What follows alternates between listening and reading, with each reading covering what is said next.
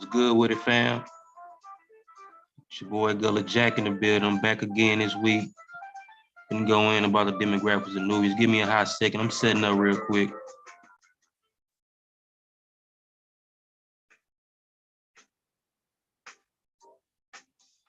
It's been a minute, but we still gonna get it in.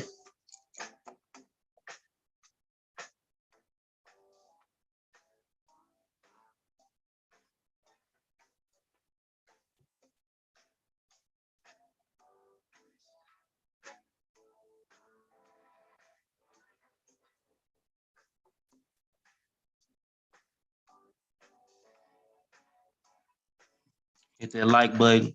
You know what I'm saying? Please subscribe to the channel. Welcome to the Al Jaheed's podcast, y'all.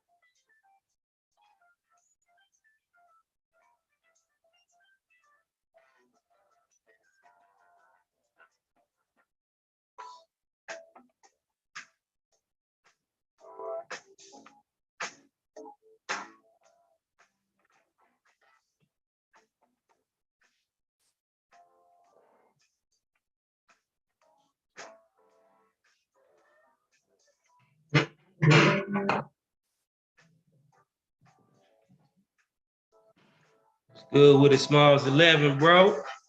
Right on for support me, man. I'm gonna get it in tonight, man. I'm gonna vibe.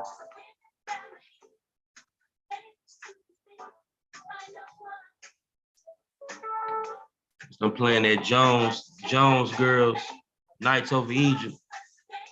And I don't own the rights to this music to let YouTube know that.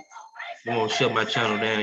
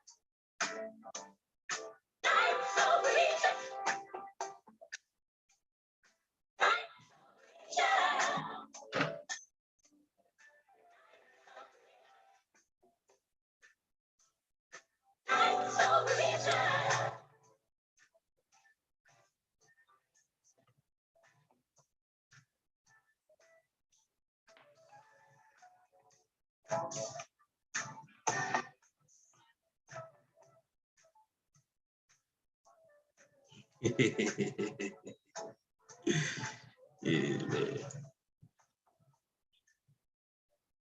Hold on real quick, y'all. Get my sources together.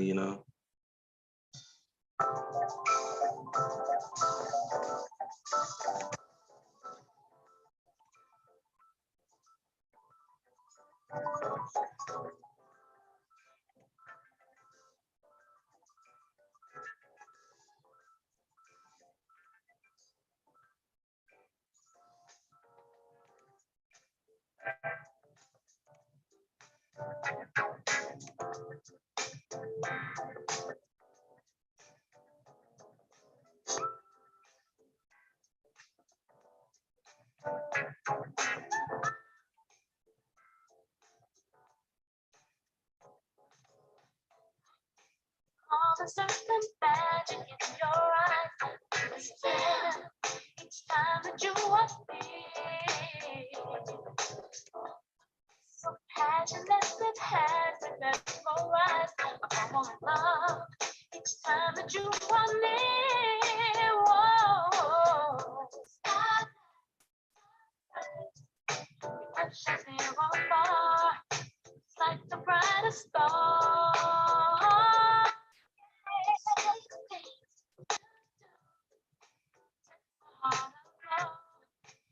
I want you to know.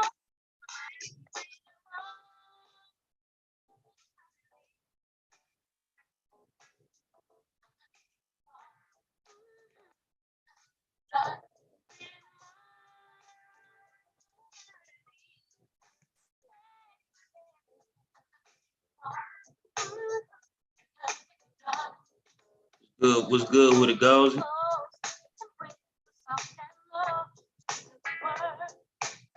So much to me.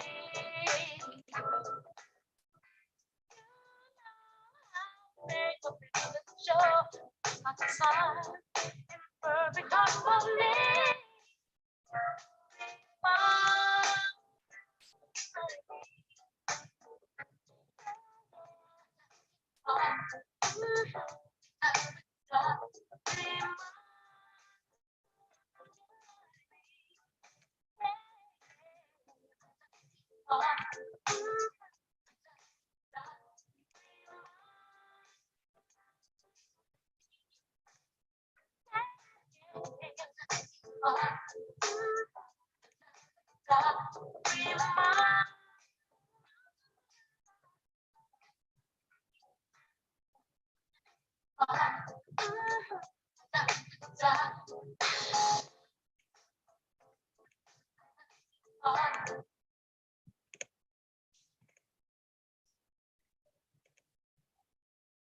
Good with it.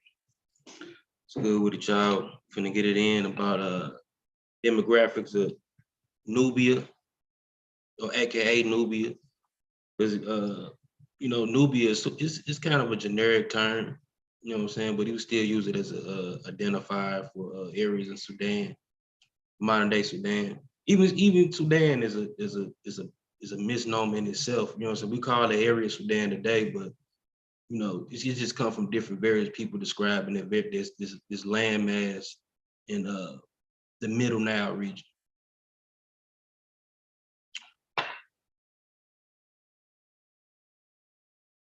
First, I'm gonna get into the people.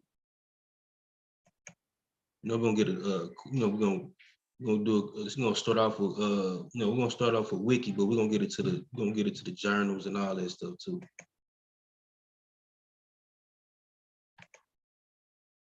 Let me share my screen real quick. What's good with it and goes? If you can hear me.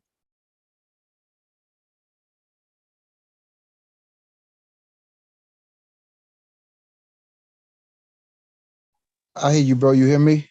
Yeah. Yes, sir. Yes, sir. We're finna get it in, man. We're finna just break down it. Get a better understanding of what Nubia and Sudan really is and the demographics of the area, the people groups and the different languages that was there to make up Nubia. Yeah, different kingdoms there. It's not like, Nubia is not really a monolith.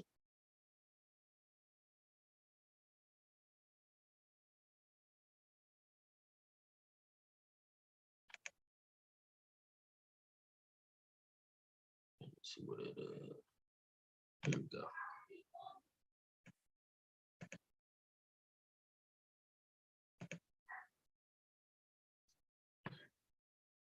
Wag this up real quick. My dog messing with me.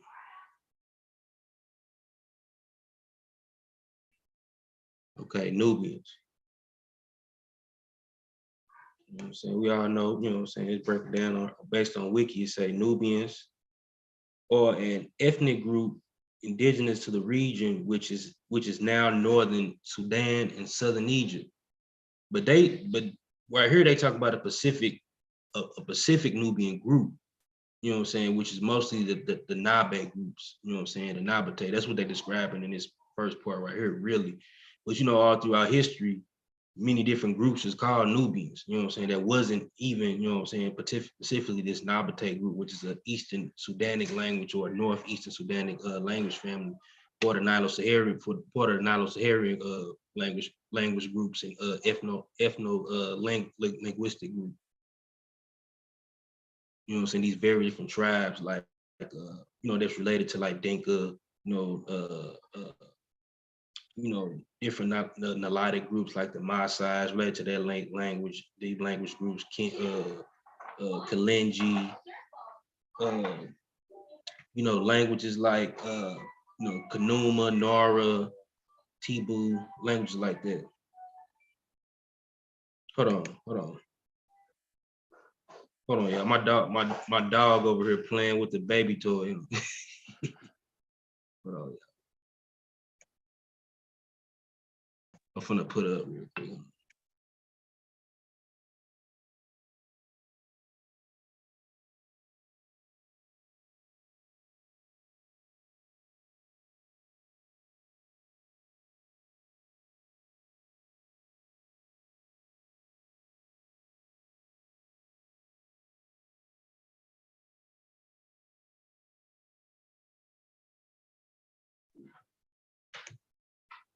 Yeah.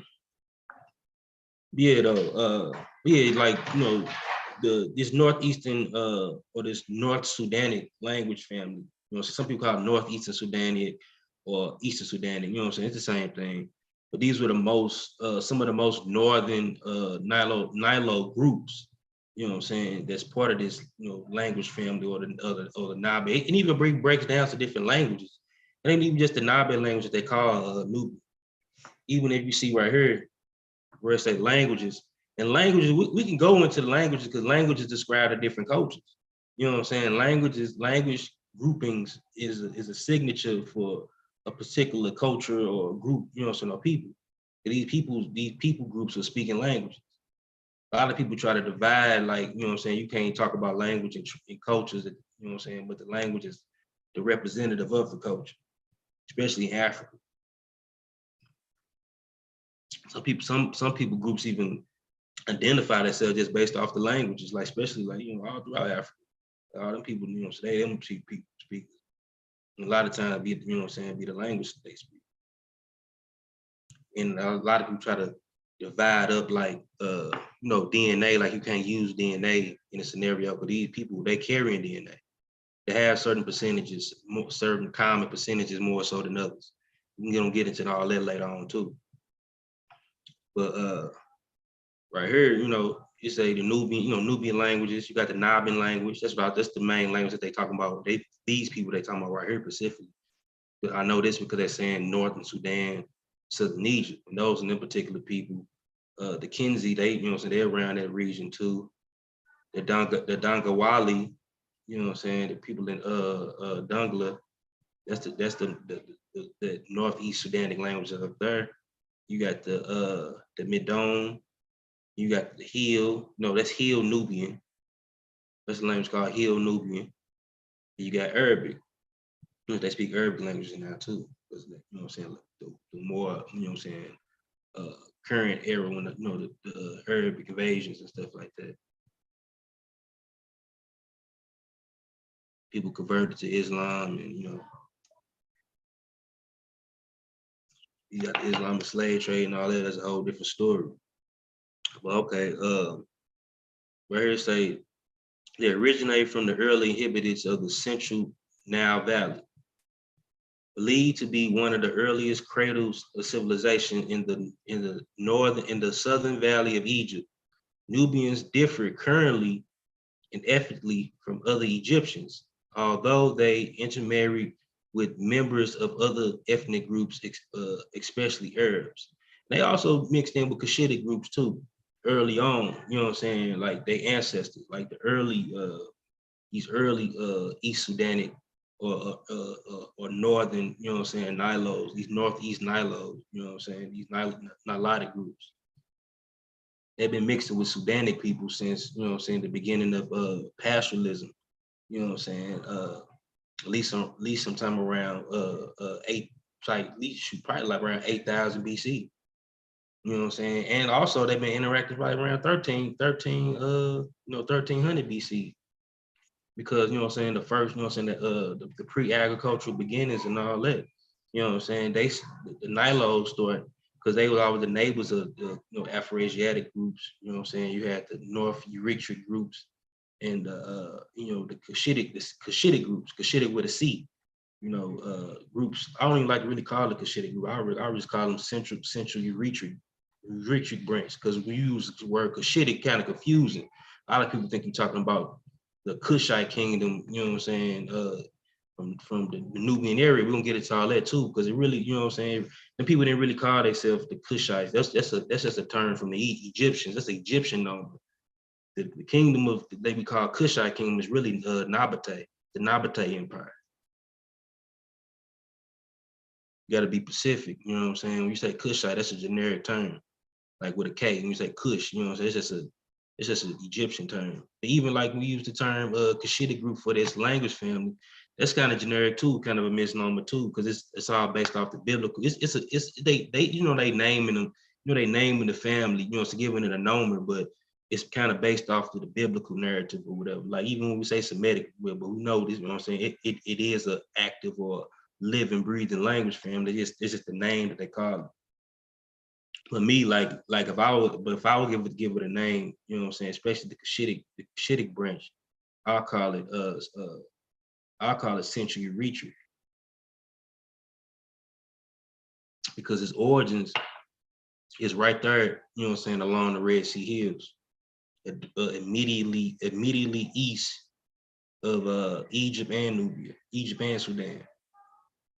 And it stretches their southern, you know what I'm saying, their southern stretches is, you know what I'm saying, into like the Eritrea. I mean, the actual Eritrean area today, you know what I'm saying, right above the Horn. Because a lot of people don't know, like the Kushites, you know what I'm saying, the central Eritrea, you know what I'm saying, people, or these, you know, some branches, like, you know what I'm saying, that these language families that's related, like the Somali and the Beja, the Soho, Tigray, the Tigray actually Semitic, but its base is still, you know what I'm saying, come from that Cushitic branch is substrat. Like Aga is the original. It's more the basal language of the highlands. Because Aga kind of like, it was contemporary with the ancestors of Amharic and Tigray. It was different Aga dialects that you even get gears, you know what I'm saying, all that from. But you got Southern Cushitic language. They go all the way, south into Tanzania and Kenya. They was in Kenya, you know what I'm saying, even before you had some of the Romo people that, you know what I'm saying, that's now today in northern Kenya. But anyway, the Cushitic people, they always been mixing, you know what I'm saying, with the Nilos in that region. You know what I'm saying? They kind of dominate in their region too. And they intermarried as well. A lot of people don't mention that. They just go straight to the Egyptians. Egyptians was a little different than the Kushite. They was related, but they was a different, different group out of the Afro-Asiatic family. They was the more northern Eritrea groups. But no lie though, the Central Eritreans or the Cushitic groups, they represent a more basal Afro-Asiatic family, you know what I'm saying, that existed before you even get to the northern Eritrea groups. They still carry on the more traditional Afro-Asiatic culture. And then, but they also, you know what I'm saying, inherit, you know what I'm saying, contemporary culture too, because they were still trading with they, you know what I'm saying, they were still trading with their family, like they cousins, the northern ones too, you know what I'm saying, adding on new technologies and stuff, you know what I'm saying, to their, you know what I'm saying, traditional form of culture.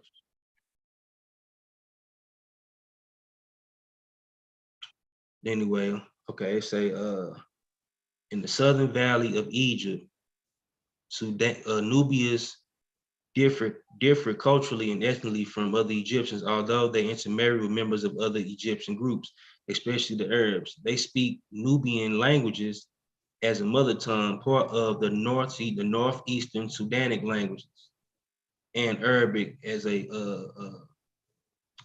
second language. Okay, early Neolithic settlement have been found in central Nubia region dating back to 7,000 BCE in the Wadi Halfa, believed to be the oldest settlement in the central Nile Valley. Parts of Nubia, particularly Lower Nubia, were at times part of ancient pharaonic Egypt, and at other times, a rival state representing parts of Meroe of the kingdom of Kush or the kingdom of Kush. See, that's what I'm talking about, the Kush. When you talk about Kush, you gotta talk about, Napata, and you talk about later on Meroe. By by the 25th dynasty, so that's still dealing with Kush, 744 BCE to 656 BCE, all of Egypt was united with Nubia, expanding down to what is now Khartoum. However, in 656, the native 26th dynasty regained control of Egypt, as warriors of the ancient Nubians were famous for their skills of precision with the bow and arrow. In the Middle Ages, the Nubian converted to Christianity and established three kingdoms: Nabateh in the north. And the Nabateh people, them were really the Nabateh are really the first people that are actually called Nubians, by the Romans during the Roman period.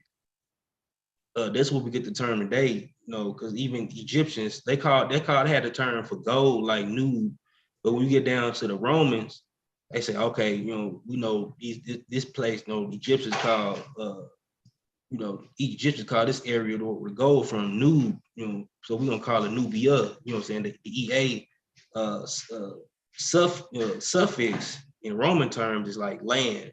So it's the land of gold, represent, people of the land of gold. That's why the Romans, pick that name to call the area the Nabateh. And even the Nabateh people, they even worked with the Romans. They were kind of like Roman flunkies. And they started to accept the name Nabateh. They even added it on to their own language. Because they actually call themselves the Ma people. Let me show you. Let me show you Nabin.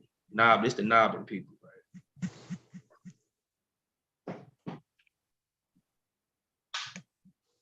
See, Nabin, also known as Hafawa, Ma'as, or Dongluet.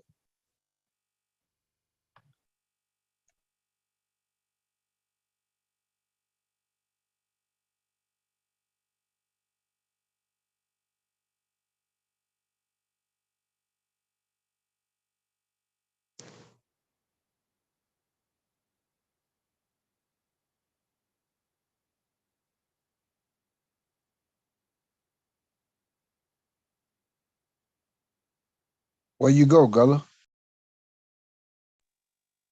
Yo,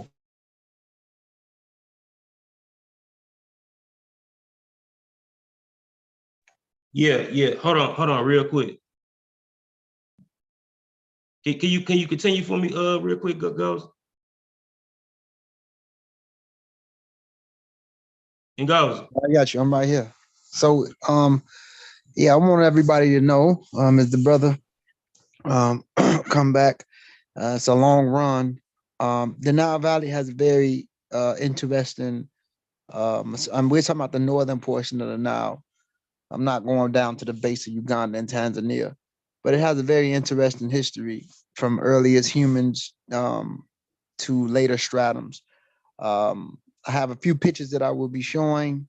I'm gonna let my brother break down this portion of the Nabins, but I would like to talk about the people of Sudan. The Nubian A group, who were very much related to the Nakata group in Egypt, in Upper Egypt, have a common origin that split from a certain area. Um, and I want to be in detail about this. Morphologically speaking, they would have been classified as Caucasoid, not Caucasians, but Caucasoid in morphology. And even though some people would say that those terms are outdated, we're just basing it off the morphology and skull shape of the populations of people that settled in certain areas. And the thing about Sudan is that, like the brother said, the name is very vague. Sudan was given to that region, the name from Bilal al Sudan, from the Arabs in 641 AD. So they never called themselves that. And Nubia is also vague. You have multiple ethnic groups there. So you had a few Nilotic populations that was always drifting there. And you had the Afrishan or the Erythrean or Cushitic pastoralist groups that was there. And I like to talk about what formed this Cushitic speaking population that's within the Afro-Asiatic language family, linguistically speaking. Well, what they classify as Cushitic, because it's more of a north to south stratum. And the closest people to the earliest Cushitic people in a language sense, speaking people, as pastoralists, would be the Bija. But even the Bija have a lot of late additions of certain genetic signatures from a later stratum of West Asians via Arabs that came in. But let's knock that out and just focus on them. And then let's go all the way back in time and see what forms this Cushitic branch within the Afro-Asiatic family as pastoralists. So a very long time ago, you have an early Omotic component that's closest to Proto-Afro-Asiatic, and Brother Gullah will get into this, that was already drifting from Ethiopia to that portion of Sudan, and even some layers of early Upper Egypt a very long time ago. And then you had something that came in that was related, that was very much like Natufians that split off from the further northern portion of North Africa. And you have biodeprivation as it goes into multiple directions. So some of these people went out of North Africa and they end up in the Levant, and they mix with populations of people that split off from North Africa much earlier, called the Basal Eurasians, that split off at base from the Emirate groups. And then you had the West Asian component that drifted there, and that early West Asian component was also related to the human population that went further east. They combined in the Cambrian area and formed this thing called Natufians, and populations of the people of the South were the pre-Neolithic A, B, and C culture, but that has phases. Some of these people go back into the Nile Valley, and as they go back into the Nile Valley, they're mixing with the distant cousins and certain genetic signatures or partials or the portions of the DNA, which is the Omotic groups. And they're bringing a method of, or they already had a form of pastoralism, because cattle exchange have been going backwards and forth from these drifting Omotic groups to the Levant, backwards and forth, even with cattle. And they're going backwards and forth, and they form this early layer of Afro, or a branch of Cushitic, because Afro-Asiatic is much older, even in pastoralism, in a language sense. Because if we follow Christopher Arrett, goes back 16,000 years. Roger Blinch have a time period for it, or it can even go back further, as Gullah was, me and him was talking about it before. So when they start dealing with the pastoralism, there's a distant signature from Neolithic Libertine groups and early Omotic groups, which is the set signature that forms into this Cushitic branch of Afro-Asiatic or Afro-Asian. The closest people to that before you even have the Bija or whatever is something called Jebel Ramallah. And you look up the morphology of Jebel Ramallah, you can see what they look like. But people tried to denounce the Nilotic signature, who developed in a further portion of Sudan and was always drifting into those areas for a very long time. And they was mixing. They dripped through Sudan. Some of these people were even leaking to the early Sahara. Brother Gullah got some work on that. And they was going backwards and forwards. Some of these Cushitic people who had some Neolithic Libertine DNA with the Omotic DNA, which formed them into what we know as Cushitic, which in the Afro-Asiatic was mixing with those Nilotic people. And some of them even took their strategy or their base method of pastoralism into the Green Sahara. You know, and Gullah, I'll let you go in further on that, King, as you go on. I got a few pictures I'm gonna show too. Yeah. I was trying to look up where hold on, Christopher Arrett book, we talk about what you were just saying, you know, which makes these particular Nilotic groups, you know what I'm saying, unique than other than a lot of groups. That's because, because they were, they were caught up in what I'm saying, in the early agricultural beginnings, what I'm saying, in Northeast Africa with the Cushitic groups. Yeah, he's right here. It say, be right here. It say, right here, and it say visiting agriculture, the Horn of Africa, and the Northern Sahara, 9,500 through 500 BCE. Right? Y'all can see that. Christopher Erb. It's the Christopher Erb book. And it say in the climate transformation of the 10th and 9th millennia BCE affected the Eritreite peoples of the Afrasian civilization, both similarly and differently than it did the descendants of the North Sudanese. The North Sudanese is the Northeast Sudanese, the people, the ancestors of the Nubians. And they say the Eritreites had already diverged well before 9,500 BCE into a number of distinct societies. The Southern Eritreite society and the Proto-Cushitics of southern Red Sea Hills. And they say contributed along with the neighboring Northern Sudanians to a process of cattle domestication in the Eastern Sahara in the 9th and 8th millennia BCE. So all these, what I'm saying, they just kind of rightly broke down the different people that was there anyway.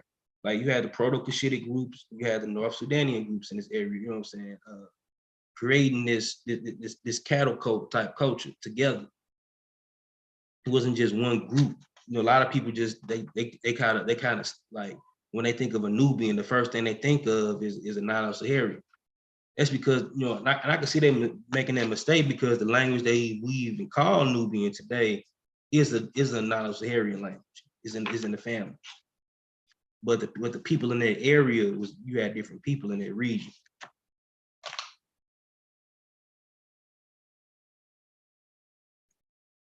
Yeah, and that only makes sense. The proximity, Sudan, you have again a Nilotic population or speaking people were indigenous to the country of Sudan, especially developing in a center core of Sudan. But as they go north, they're meeting up with other groups of people from other portions of East Africa, and even some groups of people that's coming back from through Upper Egypt through Upper Egypt. That's also a combined situation between the indigenous Middle Stone Age North Africans who later on mixed with populations of people and that came back in through Neolithic Levant. I wanted to show you, brother, did you see the new reconstruction of Nezlet Carter? You seen what he looked like? No, you said Nezlet Carter? Yeah, No. that 35,000 years old in Egypt. And I'm giving you an idea for the audience. Oh, yeah. I know you're talking about, yeah, I seen that, yeah. Let me show you what he looked like, bro. Right. Well, you want to read this first? Yeah, you go ahead. All right, let me show you something. I'll show the audience. You probably seen it already, but I'm gonna give people an idea of these Middle Stone Age North Africans without the Eurasian component that back migrated 23,000 years ago or 28,000 years ago. I want people to see what Nezlet Carter looked like in Egypt, who was really nothing but an Eastern Assyrian, right? When we start looking at these Eastern Assyrian cats, man, yo, you're gonna be like, I don't know if you've seen it, but they just popped it up, bro, and it was on that Whisper site. It's actually amazing. But yeah. Let me show you. You see it? Oh yeah. Yeah. That right there is what a lot of the Middle Stone Age Eastern Assyrian groups look like in North Africa. Yeah. And I'm gonna stop this share, and then I want to show what the early mtDNA U6 people look like, because U6 develops from haplogroup mtDNA U comes from R, and R comes from N, and N came through North Africa, who came from L3. when you follow the genetic trail, before they start developing mutations outside, I can get into all those mutations of the continent. I want to show what a lot of these Eurasians look like, who back migrated from the northern portion of Arabia and some portions of Iran and went back through the Nile Valley and then went back into Africa, which formed the Ibero-Maurusian culture at 23,000 years, which was a combined situation between the fragmented Assyrian groups and the people in that back migrated.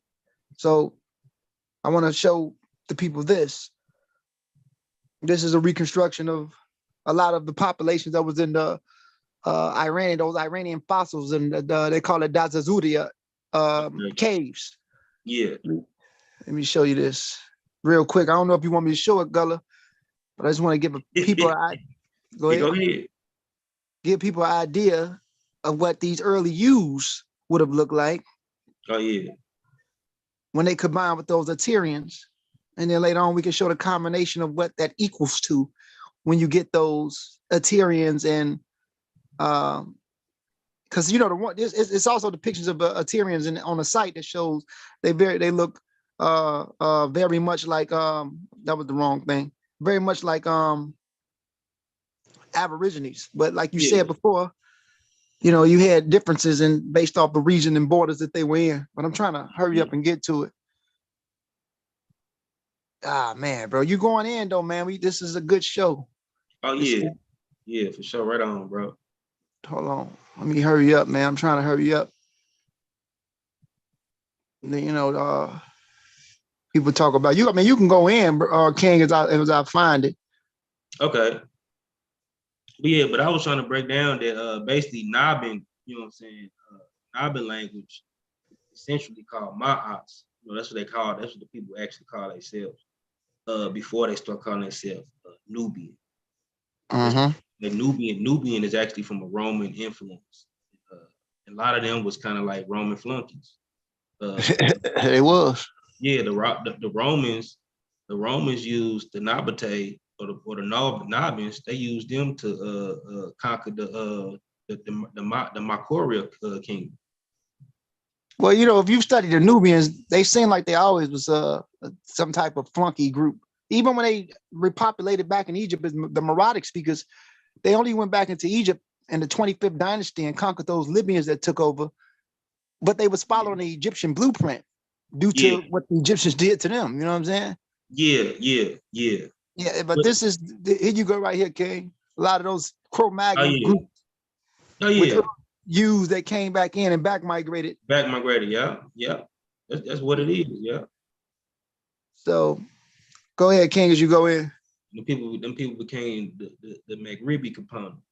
The Maghribi, yeah, as they mix with those people. Yeah. And it's like studying the mutations outside of Africa, and knowing a timeline when this stuff happens it truly gives you the idea of the full spectrum of human evolution. We can't look at Africa or Nubia or Egypt from a biased eye.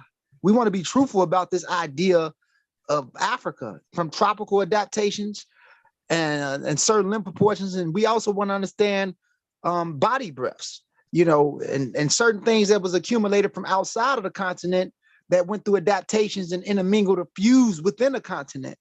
Yeah. So, you know, it's a lot of stuff. So when we start talking about, you know, the KIT ligand gene, or what they classify as the KITLG gene that humans developed outside of Africa, and it arose around 30,000 years ago.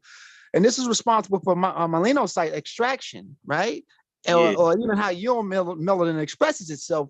So the variant expresses itself 30,000 years ago, but it fully goes through different zones of exchange or changes into OCA2 mutations, SLC24A5 on chromosome 15 with humans, SLC45A2.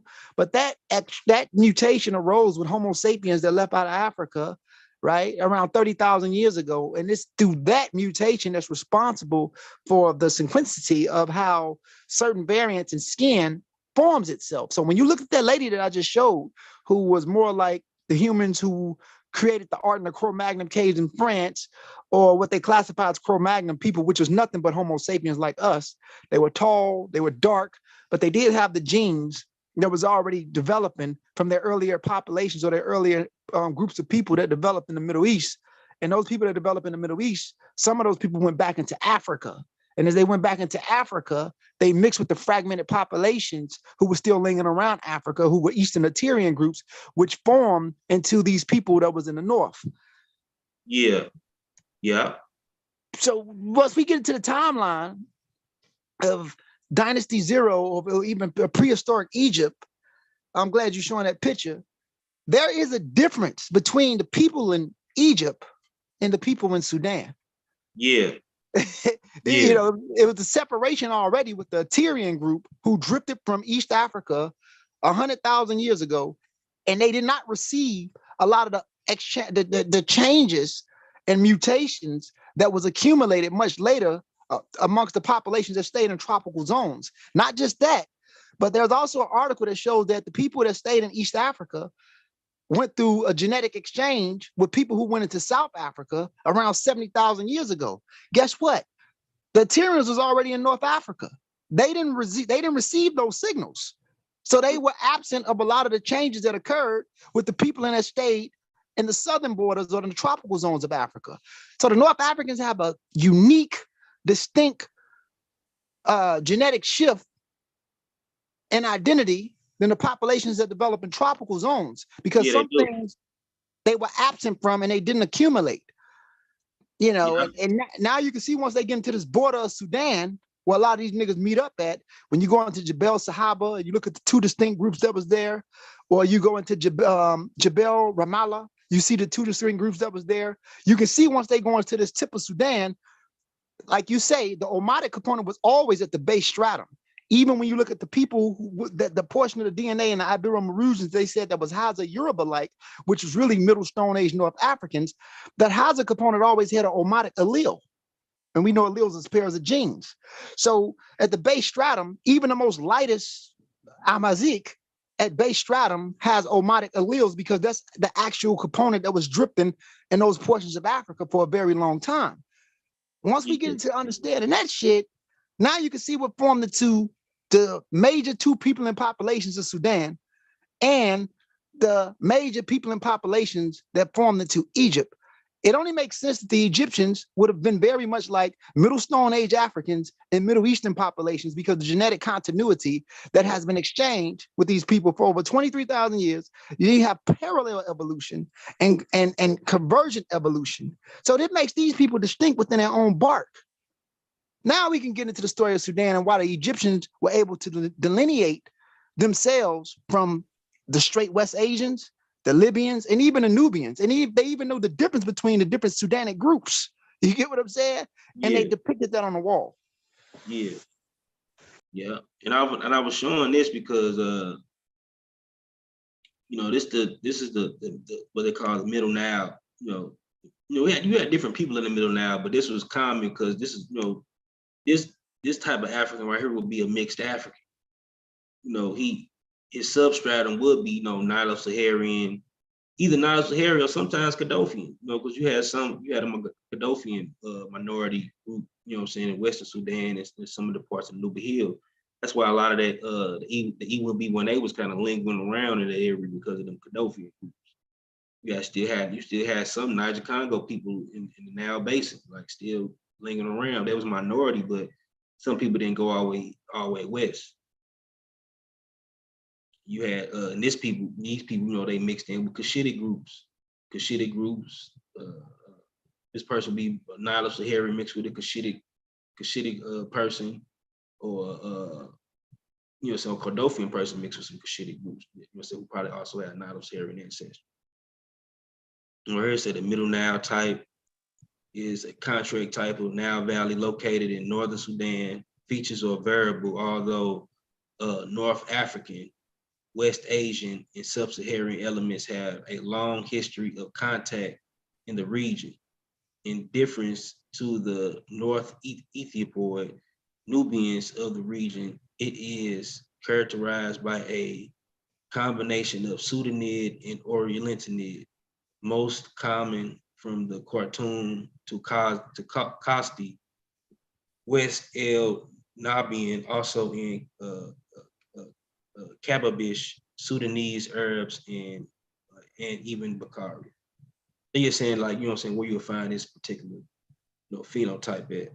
You'll find other stuff there too overlapping. Like you still find the northern Ethiopian look, which is the Beja type. So this is mixed in. The Beja type is mixed into this too. Absolutely. And these the Eastern Sudanese. These would have been some of the Niger Congo speakers still lingering around, left over in the East. A lot of people say, so all of us didn't go all the way west. Still got Niger Congo groups over there, like the Kadofian groups, like Katele and Rashid. It's one of the languages that they found out that there wasn't. They call it Nilo-Kadofian because it wasn't actually Niger Kadofian language. It's just got a lot of borrowed words in it because of the close proximity. But most of these languages, so most of these people speak Niger Congo languages in the East right here. And they've been around in this eastern part even before the Bantu expansion. Show y'all something. I'm going to my my Google Files.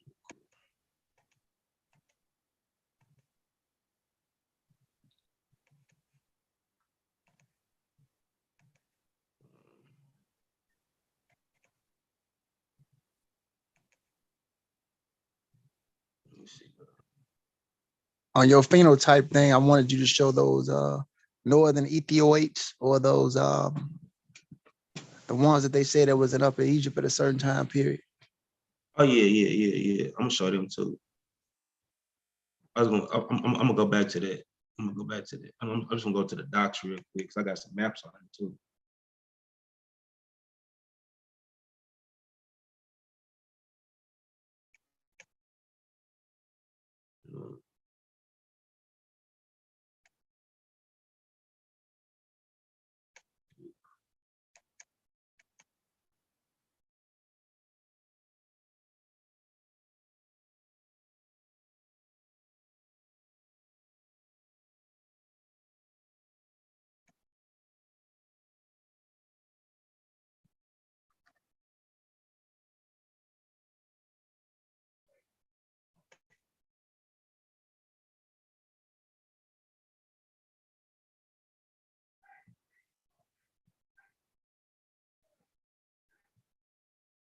I'm gonna show you something about the Godolphin people real quick, and I'm gonna go back to the maps. Go back to the website.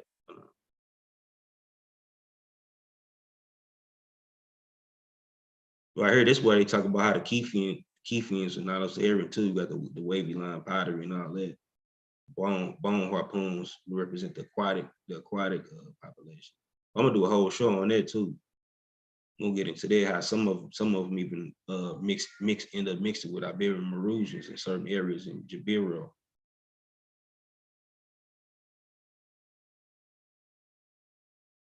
So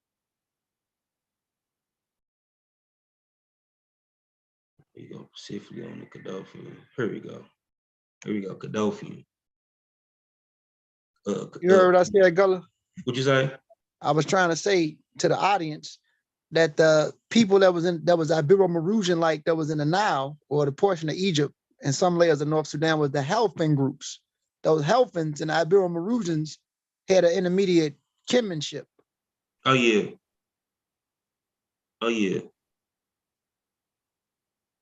And they say and the Carmusian people. The Carmusian people, I'm glad you brought them up, is who brought the EM35 because they lingered from 40,000 years to 40,000 years, I think, to like 20,000 years before they became the Helfins. Those the niggas that brought the EM35 from the Horn, from the earliest EM215, drifted north. And they also was in kinship to those, all of them some type of fragmented Assyrian group. But those were the ones that linked up there from, because they found those toolage with the Carmarushians that was very similar to people in the Horn. So now you got a trail of how E1B1B, which started in northern Ethiopia, drifted north and became those Carmarusians, and kind of like later on became the, the Helfin groups. and the other groups. You get what I'm trying to say? Yeah. Right here say an unusual feature of geography of Niger Congo is location of the Cordofian languages. The hypothesis that a set of languages in the Nubia Mountains formed a coherent branch of Niger Congo is due to Greenberg, 1963. Greenberg made one significant error, including the Nilo-Saharan Kadu languages. You know, say Kadu that's the one language I was talking about, that they mistaked it as Cordofian, but that's actually Nilo-Saharan. We just got a lot of borrowed words from the Cordofians from being proximity. They say for the fresh data and a history of you say look up the Blanche, look up Blanche and stuff for the fresh history of the ideas. And they say, however, the other groups he identified are generally accepted as Niger Congo. Abundant new data has now questioned the coherence of Cordofian as a single branch, despite their isolation. Cordofian languages may constitute as many as 4 independent branches in Niger Congo. This points to a existence of a corridor joining to the Nubia Hills to West Africa, along which various foraging groups may have traveled. No constructions for the names of crops have ever linked Cordofian with West Africa. So these would have been hunters trekking eastward prior to the arid period after 5500 BP, Lynch, 1995, argued that the ravine corridor represented by the Wadi Hawar, which formerly ran from the Nile confluence into eastern Chad, attracted pastoralism westwards. The huntable animals along two banks may have functioned in a way similar to green corridors across the Sahara. Powerful. Yeah, so that's how they, because some of the languages, even some of the Cordofian, what they call Cordofian languages, are related to Mende. Some of them are related to Atlantic Congo. Mm-hmm. They've been there for, they've been there even before it even was in Egypt. Absolutely. Go back to that. Go back to the website. You say which one would show up on the site? Some of those people that was in Egypt, the northern Ethiopians just talked about how they was in Upper Egypt, and I wanted to show what a lot of those Cushitic people look like, who mix with those Neolithic Levantines and those Omotics. It actually shows it on that phenotype.com. Yeah, I'm gonna show this too.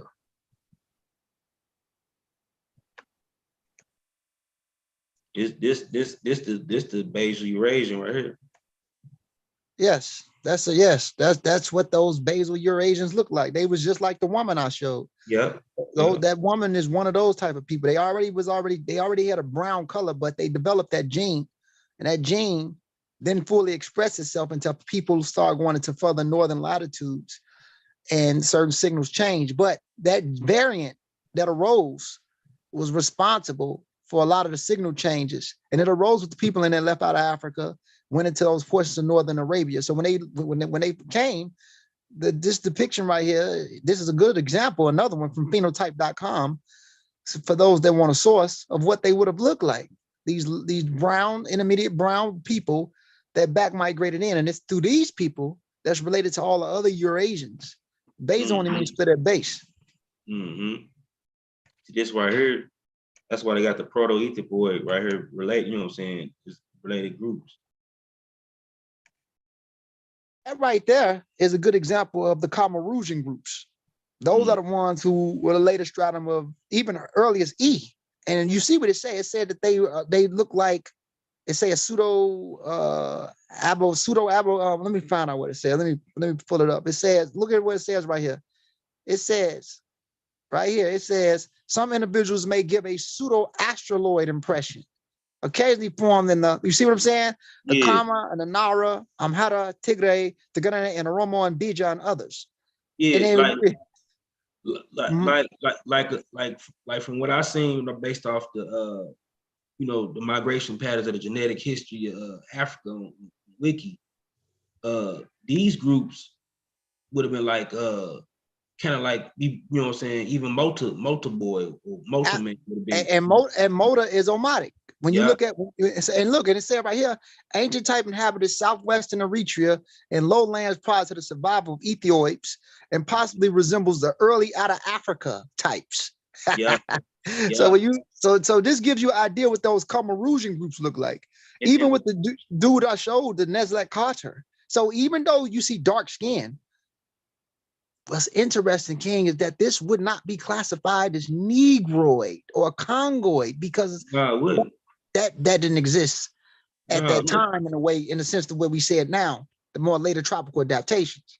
Yeah, right here it say medium high rockless kislik, you know what I'm saying, ecno, no mesomorph, docilolic, you know what I'm saying? There's no, you know what I'm saying, nothing about pragmatism at all. Yep.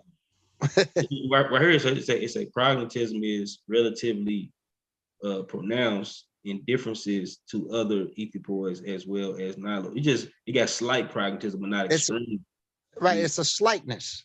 Like yeah, even like the earliest Cro-Magnon out of Africa. They, even you go back to the Basal Eurasian, it says that for them too. They all had a pseudo pragmatism or slight, but not the direct mandibular protruder mandibular that other groups of people had much later. yeah. I'm gonna show this too, because even right here, this would have been this dude would have branched off. They would have branched off from each other.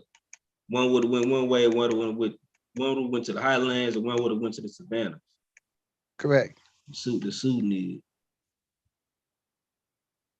Shit is really cold when you get into it, man. Yeah. That dude, what's that dude name? He tried to say some of these. Of course, some of this ain't really, this ain't like the even though they saying NIDS and all that stuff, this not like the old, you know what I'm saying, outdated form. They go into more detail with right here. This is the proto Sudanese, widespread savannah type. This would have been a sibling or the older, you know what I'm saying, or branched off from that proto etherboard in the That's east. right. One would have went this way, one would have went that way. But you still, you know what I'm saying, some still would have been like, right, you know, in these regions, like where they actually came from. It just comes strong over here when they, you know what I'm saying, like they migrated, so mix of middle Stone Age. But it's the original look. Even this, they not really pragmatists like that. They say, even down here, it say dark skin sometimes, ebony brown skin, usually kinky hair, rather tall, hyper brachyceles and mesomorphic, mostly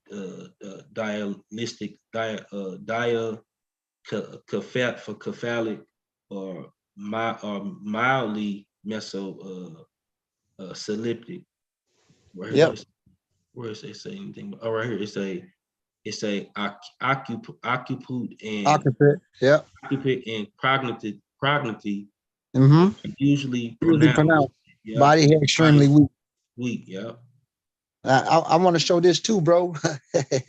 Yo, this shit crazy. You know, for the Nubian people, right? And look right here. Let me show you something right here too. Where it say, let me just show this real quick. Go ahead.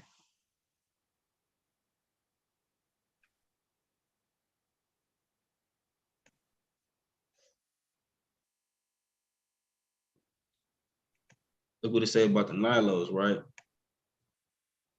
These Yeah. would have been some of the Kefians too. Let me put a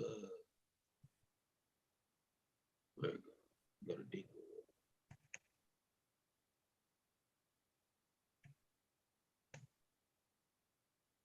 What would it say about the Dinko? It say, look, pragmatism is weak or absent. You know, they don't Of even have course.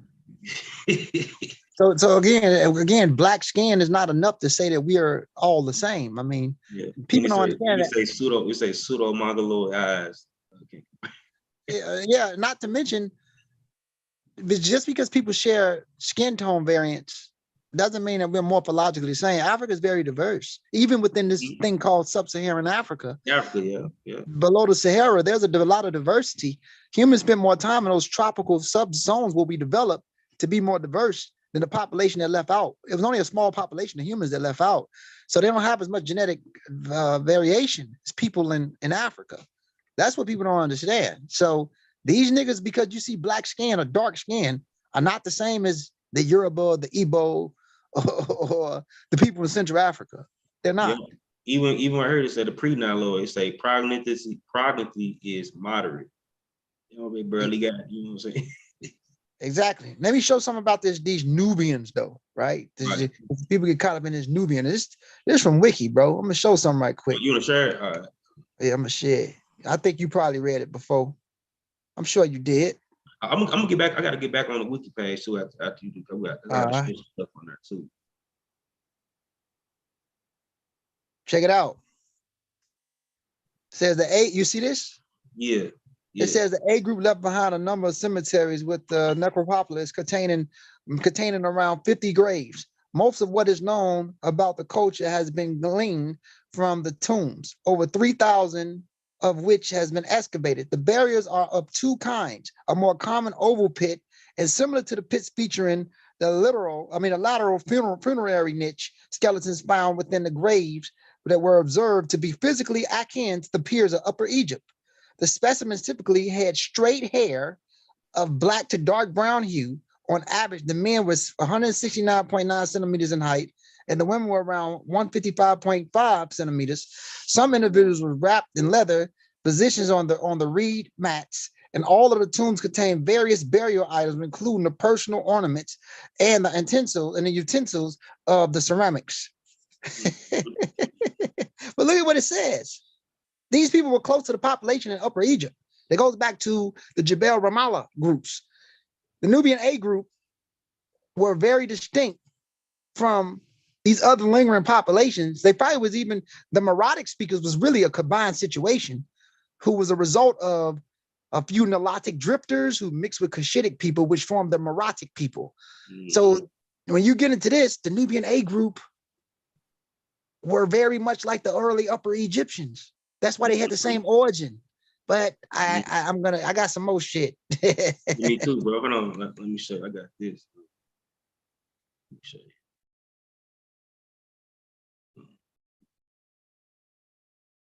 I got this right here. I'm gonna go back to go into my Dropbox. Here we go.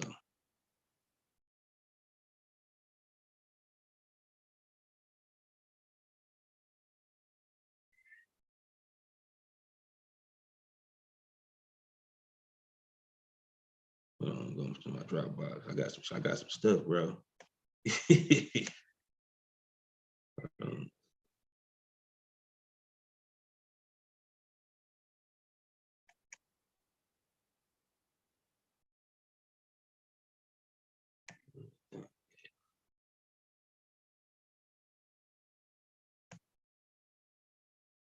Just looking at it, I'm going to the mouth just on.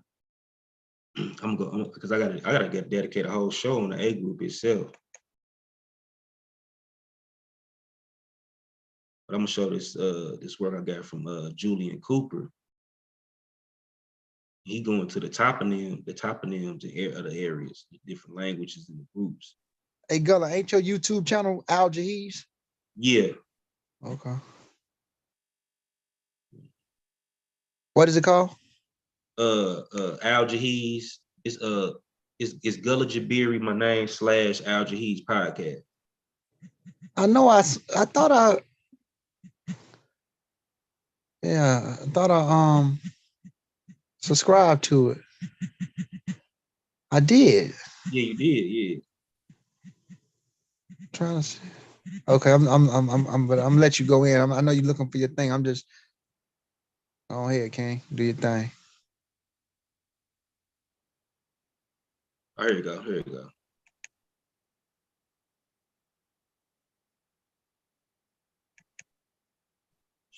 I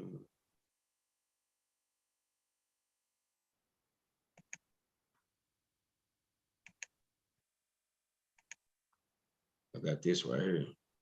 This is a dagger right here.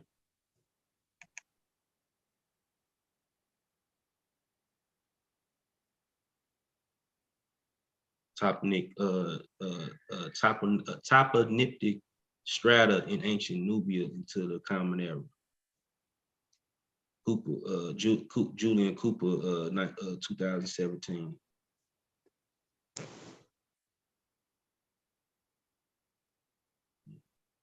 Look at this. Oh wow, they got the Proto-Bija in there. Yep. And you got the C group languages. You know, so these would all of these would have been Cushitic language families up here in lower Nubia. Down here, even these, you know what I'm saying, some of the pre-Meroe, even before like pre-Meroe is basically they saying like languages like languages before you even get to I need my damn charger. But hold on, I'll be right back. My computer. I'm gonna get my charger real quick. Yeah, this is interesting. And as you can see, the people in Sudan were not homogenous. So it's kind of like a bogus thing to look at black skin or dark skin and say, oh, they all the same, but they're not. Not at all.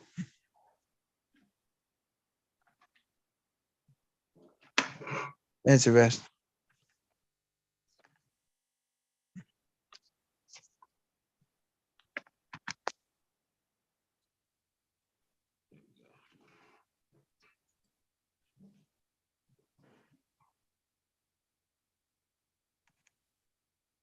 Yeah. Let me go down right here too. Go down to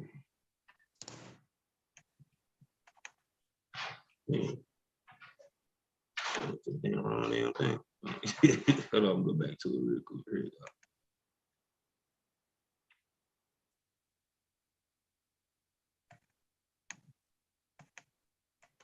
Hey, girl, I'm gonna jump back on.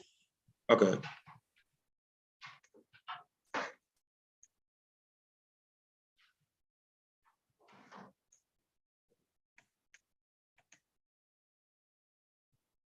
Here we go.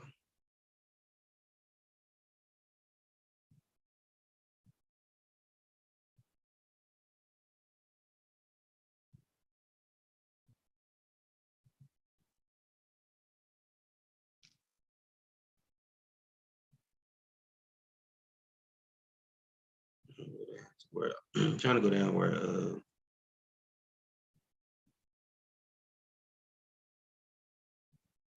we're talking about the different language families.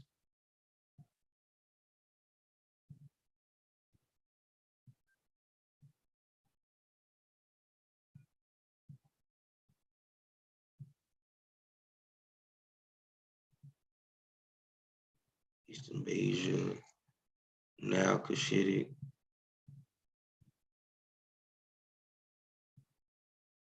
It was now Cushitic, say now Cushitic.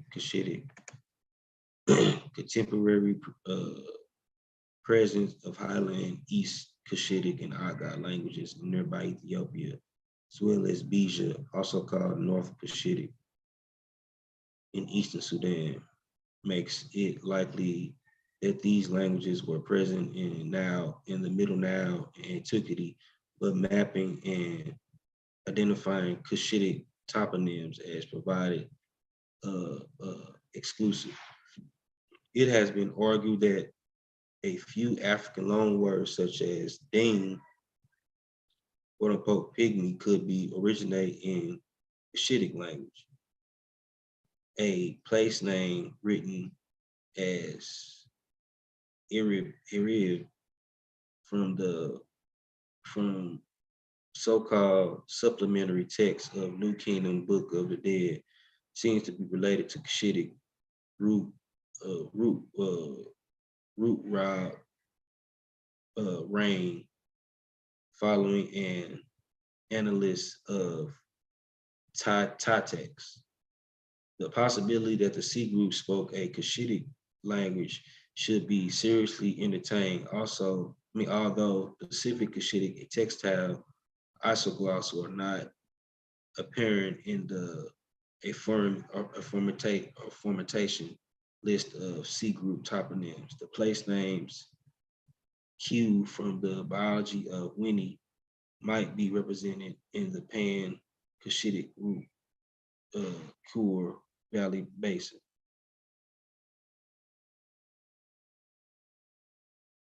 Conclusion, the toponymic data in Egyptian text is broadly identified as at least 3 linguistic blocks in Middle Nile region of the region in the first millennium BCE, each of which probably exhibited a great degree of internal variation.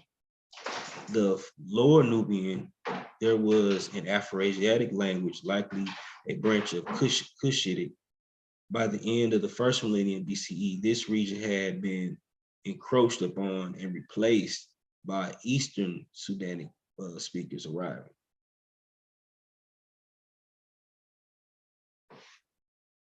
From the south and west, to be identified first with the Merowitic and later migrated attributable to Nubian speakers.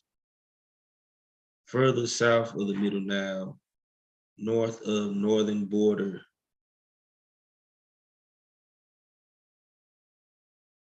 oh, okay, from the southeast to be identified first with the Merowitic. Merowitic would be like the Kerma language.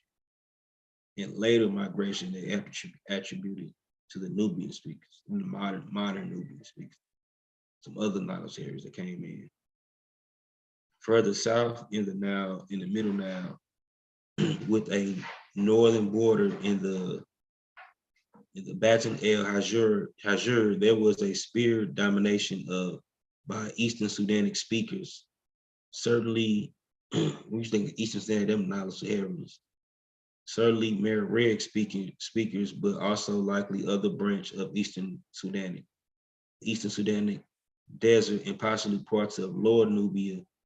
The Bijan language was dominant. Lower Nubia, the Bijan language dominant, Cushitic.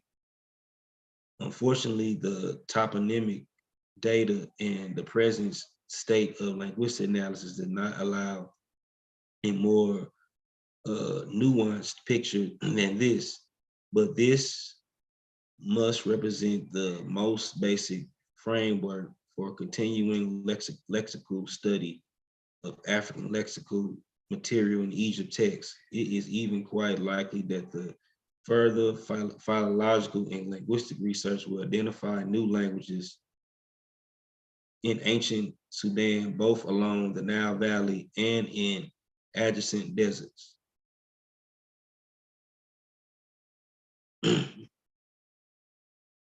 I'm going back into Wiki real quick. Share this.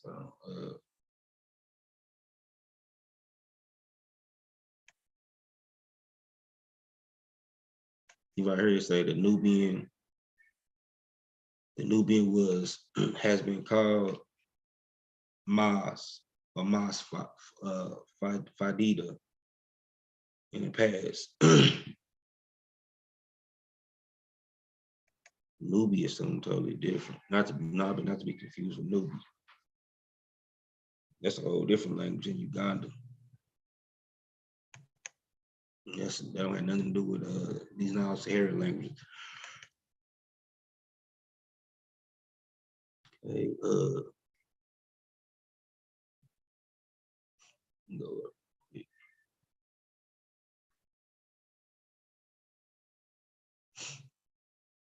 say today Nubians in Egypt primarily live in southern Egypt.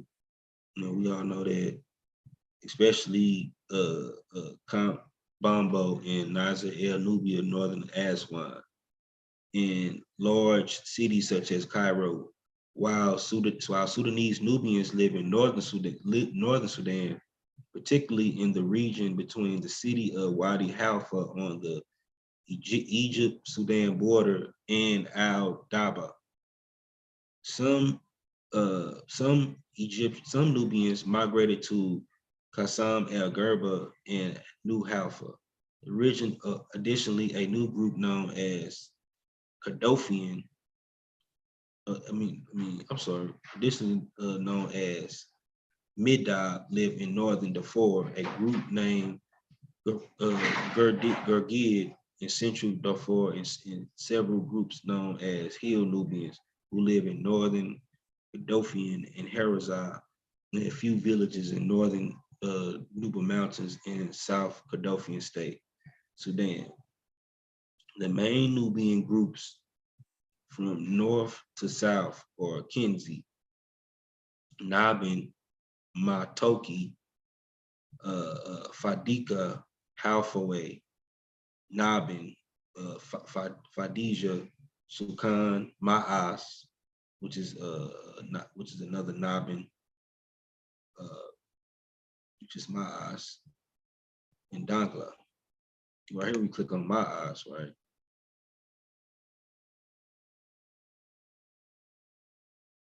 You see, even the Bija, some of the Bija merged with the Ma'as. Right here, the Ma'as are a subgroup of the Nubian people located in Sudan along the banks of the Nile. They are further split into Ma'as in the north and Ma'as in the center. Some Ma'as villages are intermixed with remnants of largely extinct Kamhat Bashari.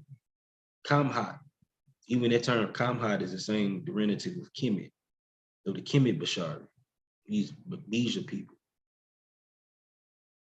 The most northern Bija people, and has a result today. The Kamha Ma'as, or ethnic Bija who speak Nubian languages. In the Butana area, some Ma'as have intermarried with Rashidia people, which is what's Rashidia people?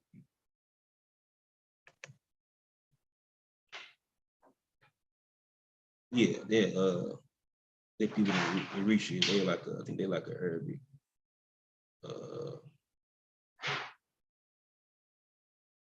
Yeah, they descended some Arabs that live in Eritrea. They merged with them.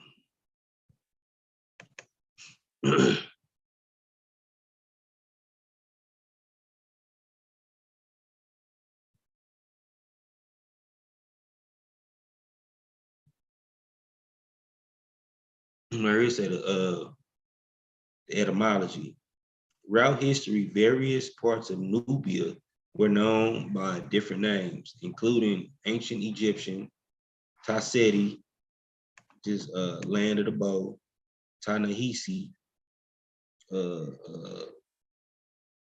Ta-Nehisi Jam, Kerma, church. But on that other article, I'm gonna go in on that article too. I'm gonna probably might make this Nubian thing a series till I finish it. I'm gonna go in deeper on that article too next time. Let's dedicate a whole show to that article. You break it down the top of them. There's some daggers in there. I want to just make a point and show y'all something real quick. But you say Karma, Jiret, Satu, Wawet, Merway, and in these different areas. And it's a Lower Nubia, Kasa, Kush, Great Ethiopia. It says the origin of the names Nubia and Nubian are attested, but it's more certain is that they ultimately denoted geographical province rather than ethnic origin. See? Based on cultural traits, many scholars believe Nubia is derived from the ancient Egyptian Nub, or gold. The Roman Empire used the term Nubia, as we get the term Nubia today, to describe the area of Upper Egypt and Northern Sudan. Another etymology trace the toponym to a distinct group of people, the Nabe. Remember, they were given that name by the Nubians anyway, I mean, by the Romans anyway, who in more recent times inhabited the area that would become known as Nubia. The derivation of the term Nubian has also been associated with the Greek historian Strabo, who deferred to Nuba's people. These are different misnomers.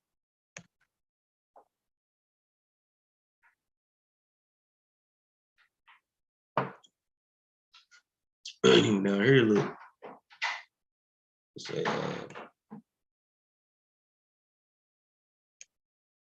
a linguistic affinities. Let me get to this part right here. It said linguistic affinities of early Nubian cultures are uncertain. Some research has suggested that early inhabitants of the Nubian region during the C group and Coma cultures were speakers of languages belonging to the Berber and Cushitic branches, respectively, of Afroasiatic family. More recently, research instead suggested the people of the Kerma culture spoke Nilo-Saharan languages of the Eastern Sudanic branch, and that the people of the C group culture to the northern spoke Cushitic language. That's what I'm talking about. They were succeeded by the first Nubian speakers whose tongues belonged to another branch of Eastern Sudanic languages within the Nilo-Saharan phylum. A 4th century victory stela commemorative of Aksumite King Izana contains inscriptions describing 2 distinct population groups dwelling in ancient Nubia, a red population and a black population. See, they talking about the Cushitic groups and the Nilo-Saharan population. They say, although Egypt and Nubia have a shared prehistoric and pharaonic history, the 2 histories diverge with the fall of ancient Egypt and the conquest of Egypt. You know what I'm saying? Alexander, we all know their history. Really want to get to the ancient. I ain't really trying to get up into like the Christian era like that yet. We'll probably will on future shows. The modern Nubian woman right here. You can tell she's mixed, she's not also Saharan, but she got some, probably Cushitic admixture and other groups are, but this is a traditional Nuba when you see the scars on her face. But some traditional Afro-Asiatic groups do scars too, not just out there do the 3 scars. Like some of the groups, like the Tigray groups, Retreat, they do the same thing. And not Saharan, they Afro-Asiatic, which is more related to Egyptian.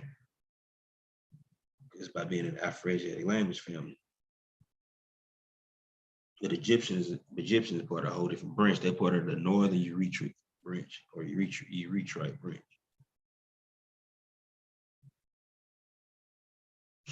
I told you culture, language describes culture. Right here it say,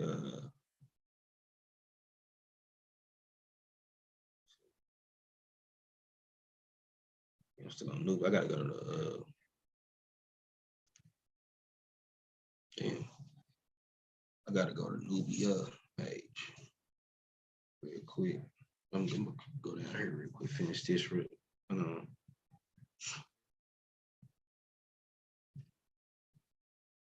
Damn, that's my source I use too. Julian Cooper. Go in language. Modern Nubians speak Nubian language. They belong to Eastern Sudan branch of Nilo-Saharan phylum, but there is some uncertainty regarding the classifications of the language spoken in Nubia in antiquity.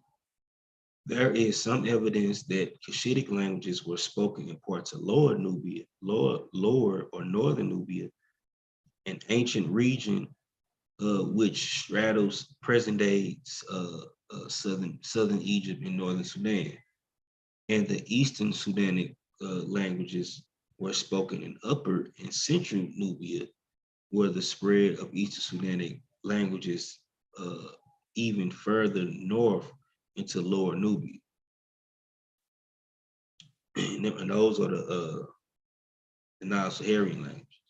Some of them did go up, north, further north. And they say Peter Behrens, 1981, and Moraine Bacchus, 2000, suggest that the ancient peoples of the Sea Group and Corma civilization spoke Afro-Asiatic languages of Berber and Cushitic. He was wrong about that.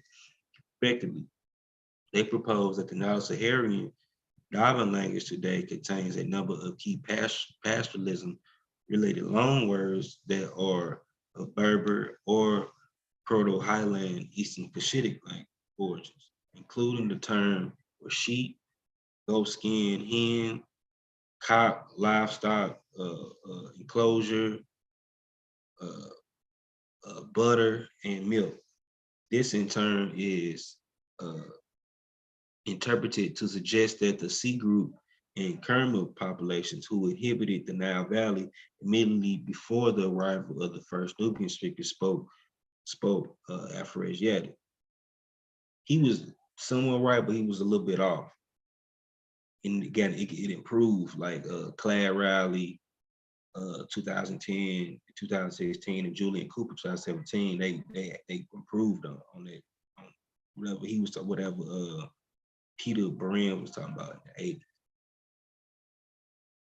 80s. Here, Clad Riley, Julian Cooper, on the other hand, suggest that Kerma peoples of Upper Nubia spoke Nilo-Saharan languages of Eastern Sudanic branch. That's the scenario I'm going with.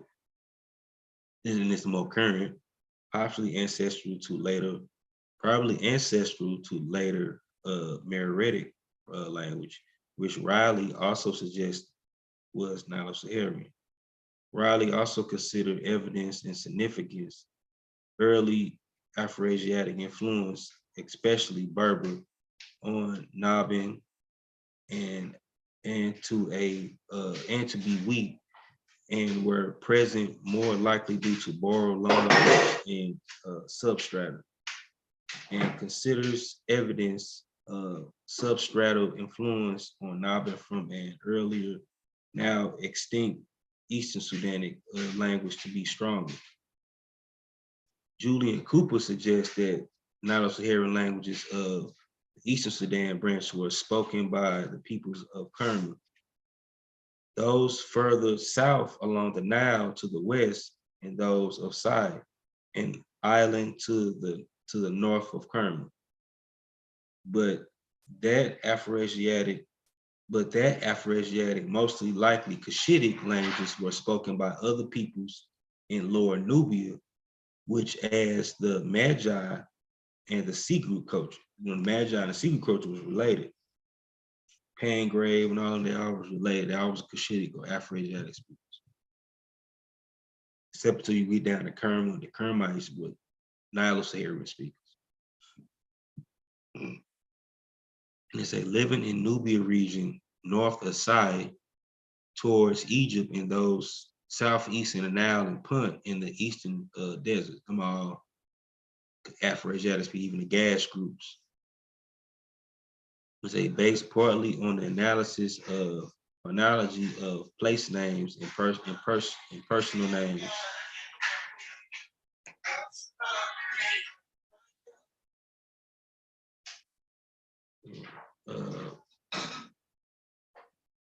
Based partly on analysis of phonology and of places names and personal names from relevant regions represented in ancient texts. He argues that the terms from Cush and Irene, ancient names for Kerma in the region south of it, respectively.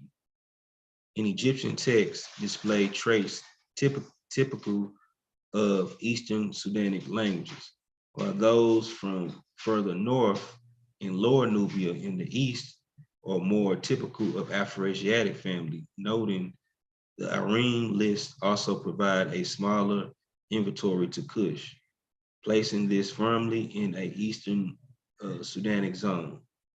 These Irene Kush list are distinctive from Wawet, Magi, and Punt, and Wetinid list, which provides sounds typical to Afroasiatic languages.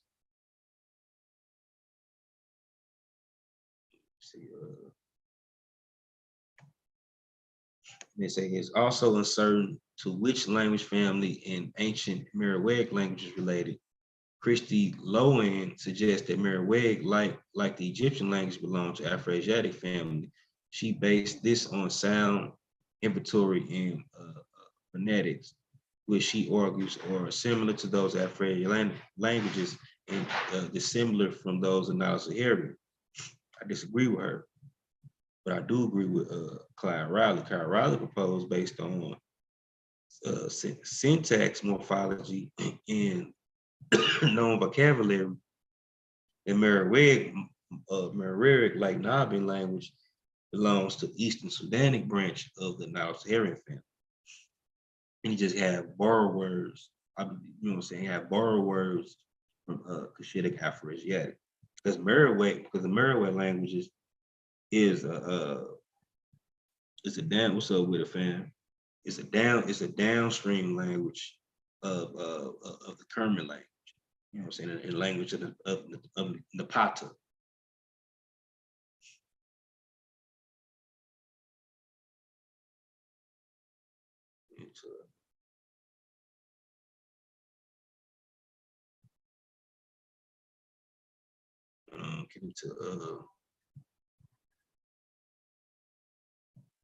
Get the genetics real quick.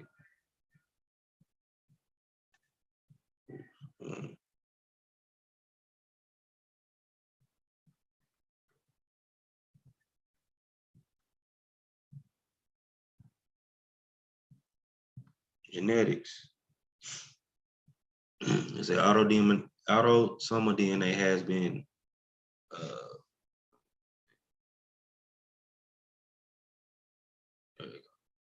okay.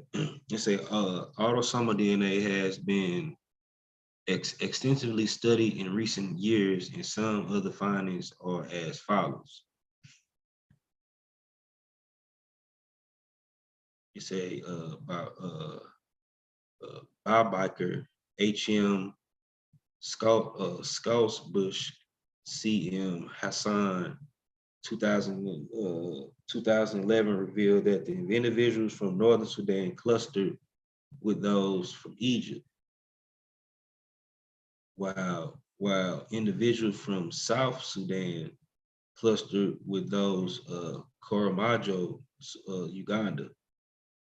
They conclude that the similarities of the Nubian and Egyptian population suggest that migration potentially bidirectional occurred along the Nile River Valley, which is consistent with the historical evidence for large-term interactions between Egypt and Nubia, and also them Cushitic groups too.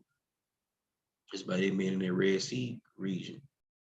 You know, they were Nilo-Saharan groups, but you know what I'm saying, when you look at them doing that dynastic area, they mixed a lot, you know what I'm saying, with them Afro-Asiatic populations.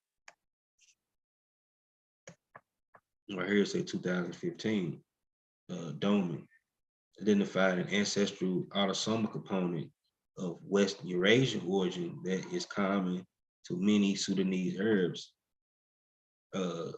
Nubians, and Afro-Asiatic speaking populations in the region. You know, so just something that they got in, not they total DNA, but they have that component in them because they, you know, mixed with some West Eurasians a long time. Especially by the Nile-Saharans mixing with Cushitic groups and Northern Eritrea groups, which is the ancestor of Nakata or the Egyptians. And in other Northern Eritrea groups branches would have been like Proto-Chadic, Proto-Amazigh, Proto-Egyptian, and Proto-Semitic, which would have branched off, you know, that northern family Afro-Asiatic. You know what I'm saying? All them languages clustered together in groups and cultures. And they say Diamond 2015 identified an ancestral, you know what I'm saying, autosomal component of Western Eurasian origin that is common to many Sudanese Arabs, Nubians, and Afroasiatic speaking. You tell us money, Lord. Okay. Okay, Nubians and Afroasiatic speaking populations in the region. Nubians were found to be genetically modeled similar to Cushitic and Semitic Afroasiatic neighbors, such as Beja, Sudanese Arabs, and Ethiopians, rather than other Nilo-Saharan speakers who lack this Middle Eastern North African influence. So they, of course, they would have been Nile-Saharan groups, but by them being in, in those northern region and Middle Nile region for so long, they would have adapted affinities in genetic traits and cultural traits from their immediate neighbors, which was like the Beja groups, Afroasiatic speaking populations, and the Northern Eritreic populations, which was the Nakata groups, or the groups that became the Amazigs later on, the Semitic groups later on, and the Proto-Chadic groups with the Capsian, cultures later on.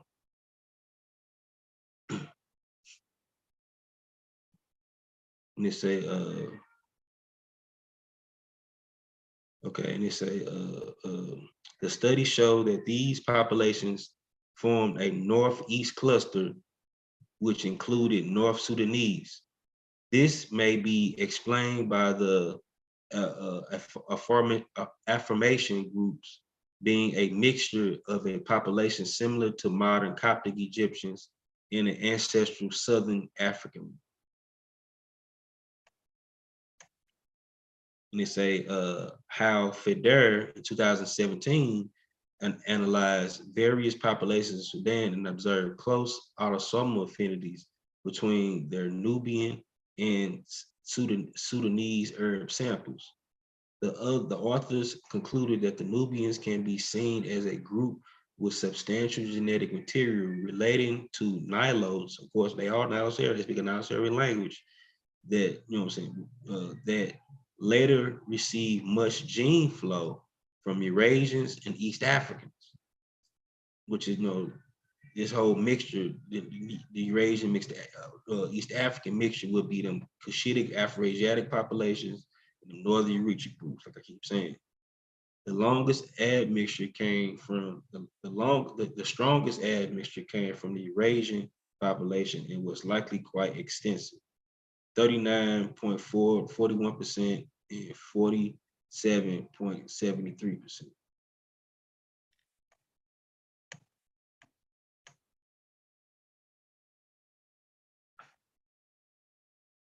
And you say right here, to Sarek 2015, analysis of DNA of the Christian period inhibited Kuli Katara in northern Nubia near the Egyptian border. They found that this individual was most closely related to the Middle Eastern population. Further excavations of the two early Christian period of 550 to 800 cemetery to Kula Norti, one located on the mainland, other on an island, revealed the existence of two suggested that may be substantial differences. I'm tripping. Existence of two ancestral social ethno-comically distinct local population. And then I'm saying socio-economically distinct local populations. Primarily results including mitochondrial haplogroup analysis suggest that they may be substantial differences in genetic composition between the two communities, with 7% of the individuals from the island of cemetery demonstrating African based haplogroup L2, L1, and L5, compared to mostly 62.4% of mainlanders who show an increased prevalence of European and Near Eastern haplogroups, including K1, H15, and U1. Remember, this is more recent. You know what I'm saying? This is during the Christian era though. Had a lot of that, you know what I'm saying, mixed in during that time period. And said in 2018, Karina M. Skalbush and Matthias Jacobson in an annual review of genomics and human genetics found that the Nilotic population from South Sudan, like Dinka, Noor, and Saluk, remain isolated and revive little to no gene flow from Eurasians. West African Bantu speaking they had no gene flow from Eurasians, not from West African Bantu speaking formers or other surrounding groups. In contrast, Nubians and Arabs in the north show admixture from West Eurasian population. They not a lot of cousins down there. They didn't get that, but the other Nilos up north, they get that admixture because they're in proximity of these Afroasiatic populations. They say the population structure analysis in the inferior ancestry showed that the quote unquote Nubian, Arab, and Beja populations of southeastern Africa roughly display equal admixture fractions from a local northeastern African gene pool, similar to Nilotic component and an incoming Eurasian migrant component.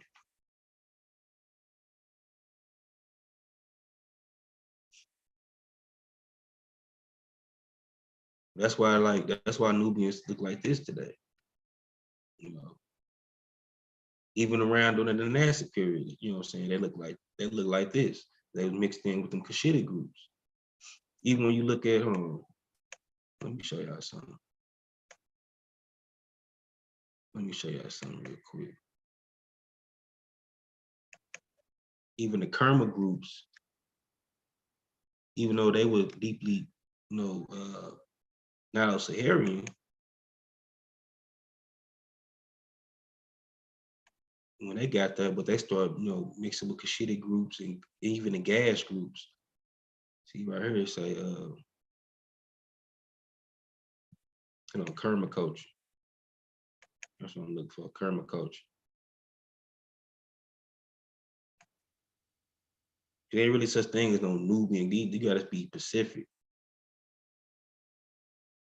Was it the Kermites? Was the people in the Pata? Right here. Because we know the Kermites, the Kermites was not a Saharan speakers. These would have been, they would have been a partial ancestors would have been not Nilotic, like the Dinka Nur type people.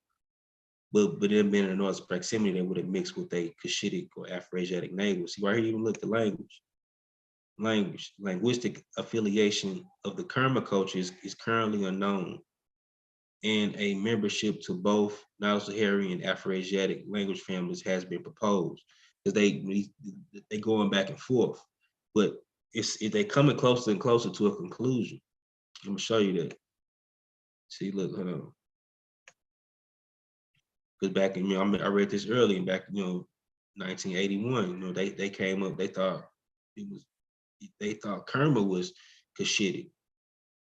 See, according to Peter Brahms and Miriam Bushger's 2000, this kind of old, linguistic evidence indicate that the Kerma peoples spoke Afroasiatic languages of Cushitic branch, but they was wrong on this, you know what I'm saying? They proposed that the Nilo-Saharan Naba language today contains a number of key pastoralism related loanwords that are Proto-Highland Eastern Cushitic origin, including the terms for sheep, goat skin, hen, cock, livestock, enclosure, butter, and milk. They argue that in turn suggests that the Kerma population, which along with the C group culture inhibited Nile Valley immediately before the arrival of the first Nubian speakers, spoke Afroasiatic.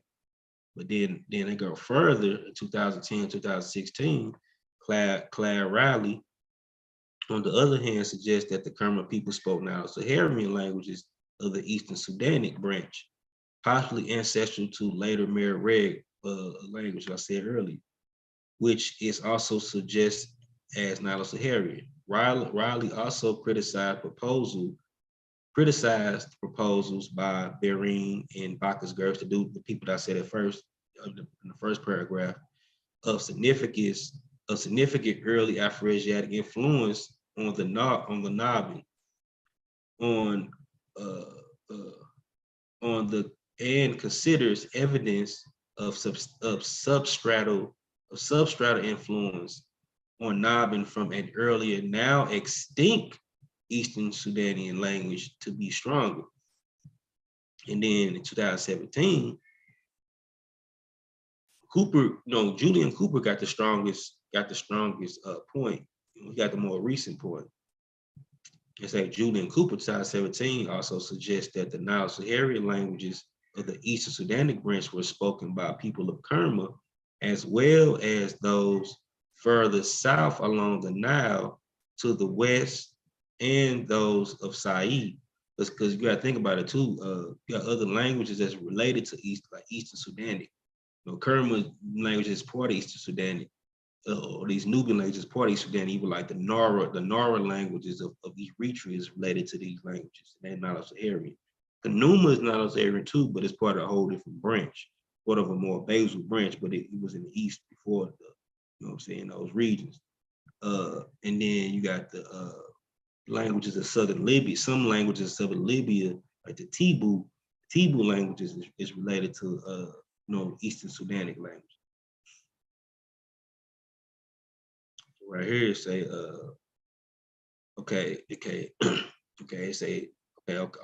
say Julian also suggested that Nilo-Saharan languages of Eastern Sudan branch were spoken by people of Kerma, as well as those further south along the Nile to the west, and those of Sai and island on the northern on the island to the north of Kerma. But he go further, but he don't leave out Afro-Asiatic component because it was around. And you say, but that Afro-Asiatic, most likely Cushitic languages were spoken by other peoples in lower Nubia, such as the Magi and the Sea group culture, living in the Nubian regions, north of Sai towards Egypt.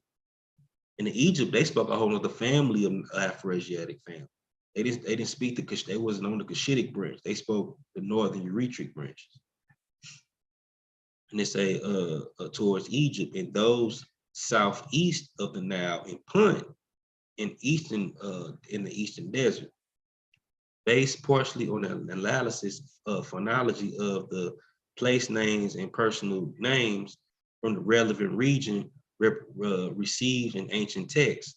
He argues that the term from Kush or Irene, ancient names for Kerma and the region south of its respectively, they didn't call themselves Kushites and nothing like that. That's an Egyptian term that they called it. In Egyptian texts display traits typical of Eastern Sudanic languages, while those from the further north in lower Nubia and the east in the Red Sea Hills are more typical of Afro-Asiatic family, noting the Irene list also provides a similar individual to Kush, placing this firmly in a Eastern Sudanic zone. These Irene Kush lists are distinctive from the Wawet, Magi, Punt, and Wilnet list, which provide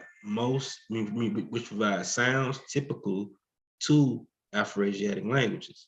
That's all through lower Nubia. Upper Nubia would be Nilo-Saharan.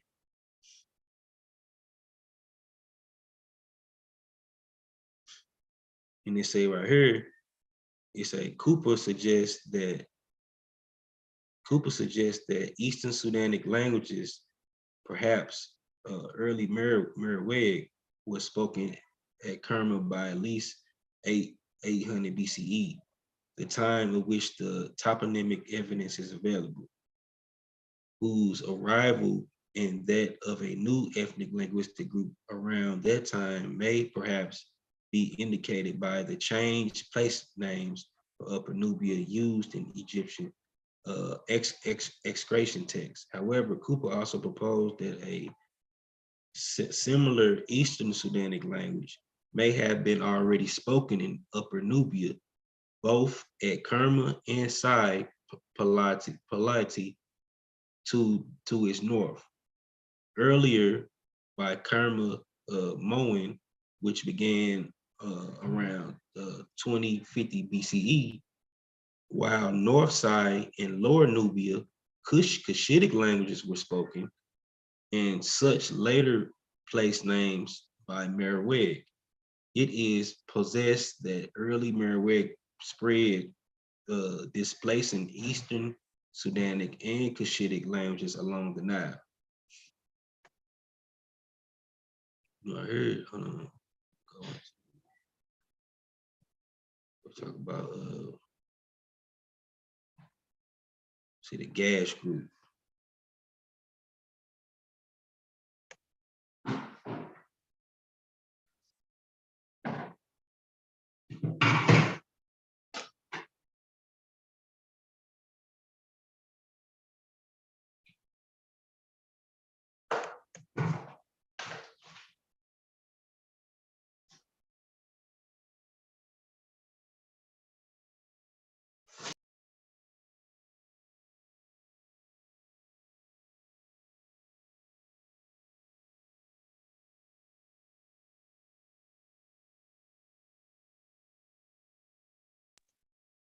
I heard say regional contacts, the Kerma people.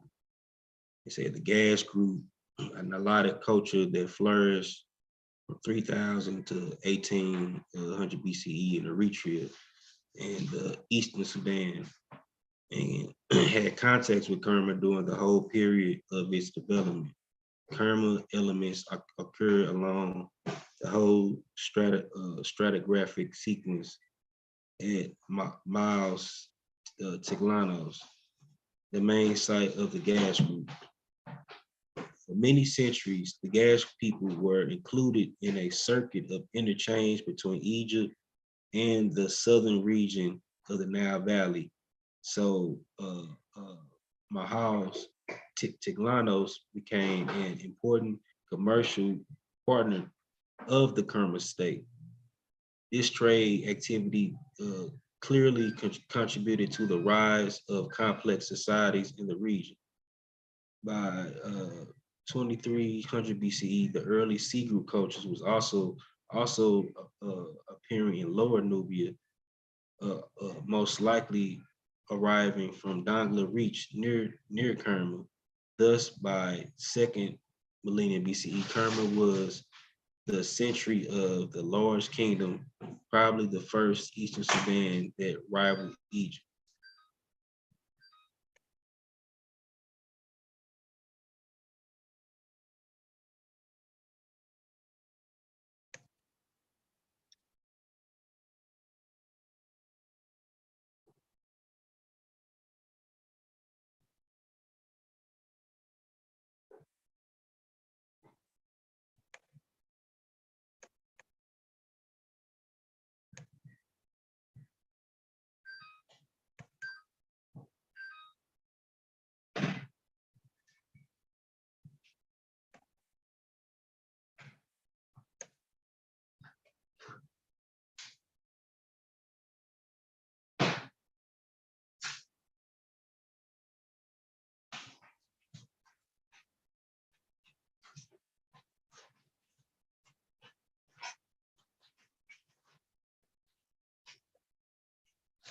See, let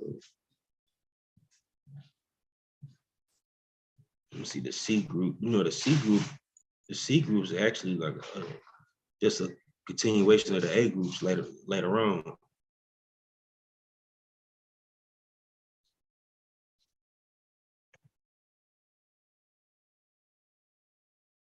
Put the link in the group if y'all want to ask questions or whatever. Let me go down. Let me just type it in. C group. It says it got to drop a G on the C group too.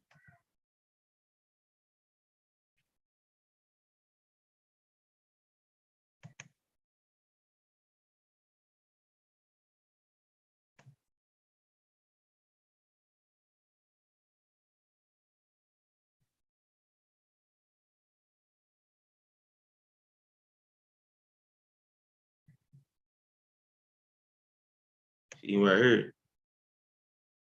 As I talk about that, I say same argument. Well, about Peter Barine and Marine Bacchus Gersh, they came wrong, saying, saying that the Kermite spoke, Afroasiatic and Cushitic, but it was only the C group that did. They said the C group spoke Berber and the Kermite spoke Cushitic, so that was way off. Then right here say, see right here say, according to we already know, Peter Barine, 1981, Marine Bacchus Gersh.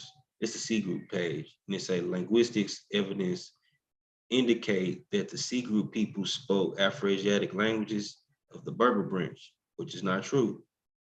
This, but the Tamahu did. The Reggie talking about the Tamahu spoke Berber language. And they say this thesis rests on somewhat sketchy and numerical, insufficient lexical evidence.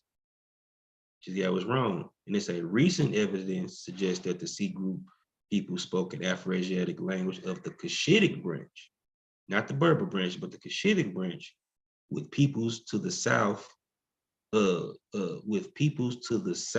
in Upper Nubia, mostly speaking Nilo-Saharan language. So you had two different north-south, different dynamic. And they say, and that the closest relative to the closest relative to the C group languages is Berber, is Beja language, spoken in the Red Sea coast. Research cannot point to Beja specifically as a descendant language, but rather it is proposed to search in Beja lexical material for the closest common ancestor, and thence delegates a related Cushitic language existing in a pre-Meroitic Lower Nubia. The disappearance of the C group language is somewhat of a mystery. It is possible that the successive phases of Egyptian, Cushitic, and Meroitic suzerainty in Lower Nubia, that this language became demographically and politically marginalized while before the arrival of the Nile Nubia speakers. And I can see that because that's the same thing even happened to the Basharian language, where the Basharian language kind of merged their languages with the modern Nubian, and they kind of dropped their language and started speaking the Nilo-Saharan language, man. You know what I'm saying? Being merged because Kerma at one point in time dominated. They even took over Lower Nubia. They came over and spread Nilo-Saharan, power, all throughout, Lower Nubia at one point in time during the intermediate, the second intermediate period. Peace, Gullah. What's happening? Oh, what's up with it, man? Peace with nothing. Shit, don't say it like that. I ain't your enemy, am I? No, you said peace, bro. Yeah, okay. Shit. I mean, you didn't say it with no spirit and like you was happy to see me. No, what's up with it? What's happening, man? What's good with it? I see you up on the late night hike. What's happening? What you got going on here? I ain't really catch the beginning of it. I'm just trying to break down I was breaking down the nuances of Nubia, just letting people know that Nubia is not no monolith. You got different tribes, different people out there. Oh yeah, that's true. Yeah, different language, different people. Yeah, and goes he in the chat over there playing is acting like you over here debunking something that I said or something. But really what it looks like you doing, it's just pretty much what we already know. I mean, I agree with everything. I agree with this part. I just probably want to deal with the chronology of it so I can understand what period you in. But other than that, because, when you start talking about the Afro-Asiatic languages, that means that somebody had to come in with it. So I would want to identify what time did they come in with the Afro-Asiatic, with these languages to where it could be mixed. You know what I mean? Yeah. But not necessarily, because you really have to have nobody to come in, because the Amadic language family is an Afro-Asiatic language, but they more basal. They come from like the earlier form of it. But later on, like when you're dealing with the Eritreic branches, when the language started going more north, they started to, you know what I'm saying, had admixture with basal Eurasians. And then later on, they started having admixture with other, you know what I'm saying? Yeah, but see, that's what I'm trying to identify what you're saying right here, Gullah. What time period did this mixture start to occur? That's all. Let me show you. Hold on. Right. Let me show you. I did a show on this. One of the shows I did. And I'm really here because I know a lot of when I be trying to do little shows, I don't like talking to myself. You know what I'm saying? It makes it seem boring. You know what I'm saying? So maybe I could help, bounce something out for you. Maybe we can get to the bottom of some of this stuff. Yeah. Sure. So did you see that show that I was on with Smash when I had read that article or whatever? Did you disagree with that? Which one? The Moto one? Yeah. Yeah, that one was kind of old. They updated. Well, okay, but hold on. They did they did a revision the next year because they left out some data, but it still did not change the origins of the influx of Eurasian DNA coming in. No, I don't. See, that's what I'm trying to say, because what my argument is in Goldie, I might as well just say his name. He's saying something about a 23,000 year influx of Eurasian DNA. It was. I'm gonna break that down right here. Mota didn't get it like that because Mota represents the southern Afro-Asians. Okay, wait. The southern Afro-Asians, or the more basal ones, they the proto-Amadic groups. They represent the original Amadic groups before they branched off to the Retric branches, which they got it. You know what I'm saying?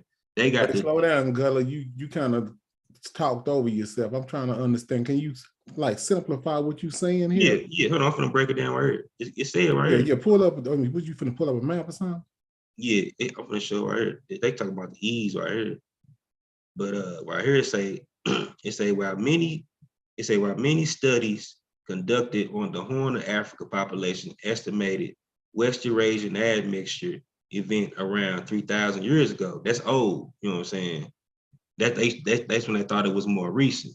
It was a migration during this time, but that wasn't the only migration. This is the migration of the more recent Semitic population that back migrated in at that time.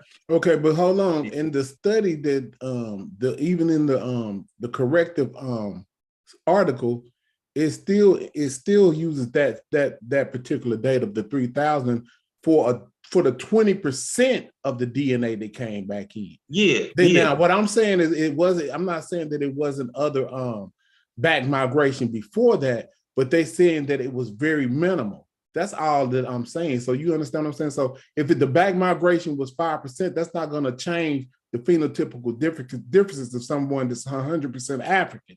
They're saying at the 3,000 point, it was a major back migration due to the civilization cracking off and people coming in then. But before that, there was no reason for anybody to come in there, right?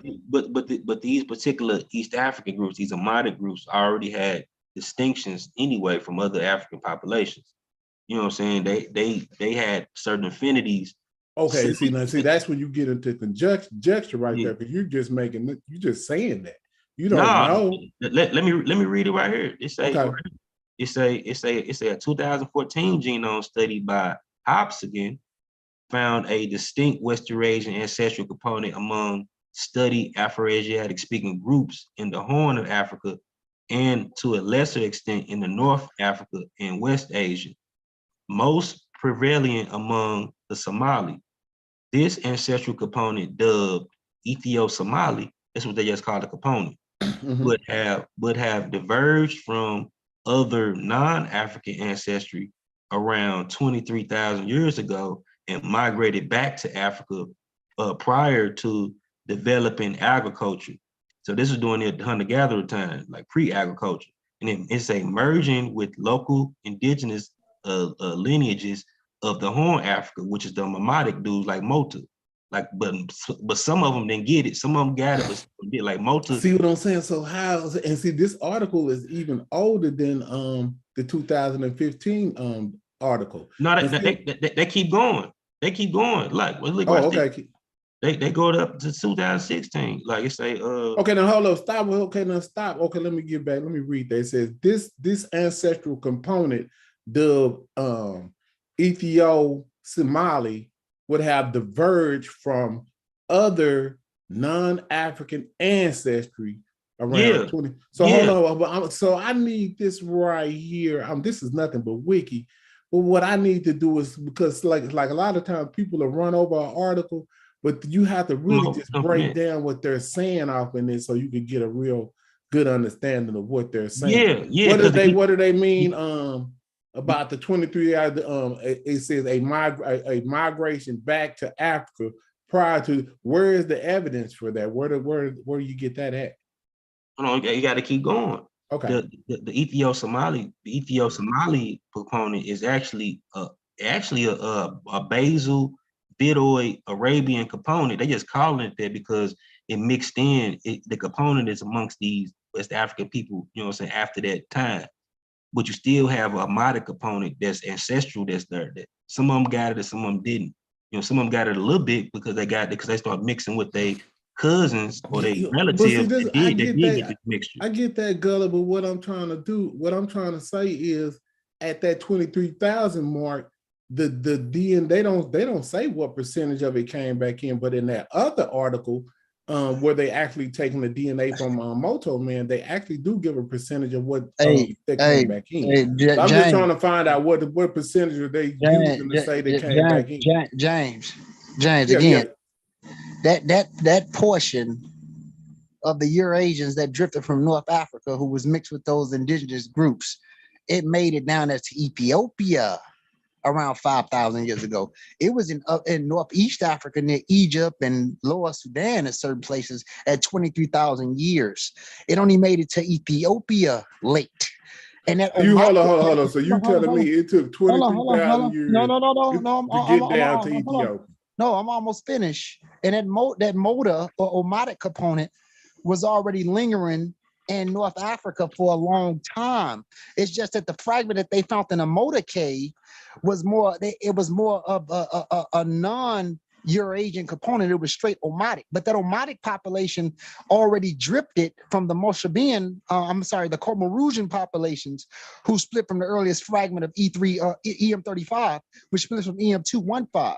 So I already showed some pictures earlier of what those Eastern Eterian groups was like, because even that Hadza component that was found in North Africa a long time ago, right? That component had a Omatic allele, or what they classify as a motor allele.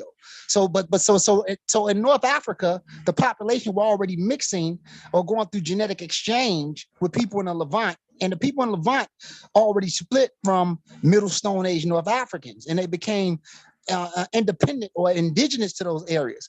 Now, if you want to follow it from a lame perspective, like not saying you lame, I'm talking about from an easier perspective, follow the phylogenetic tree. The phylogenetic tree breaks down the simplicity of what happened and what occurred. So you got this L3, and a specific L3 without 3515 mutation or downstream mutation, L3K. It starts to leak out and form into mtDNA-N.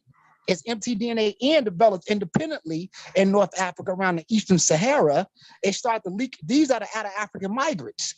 They start to leaking towards that area of the Levant.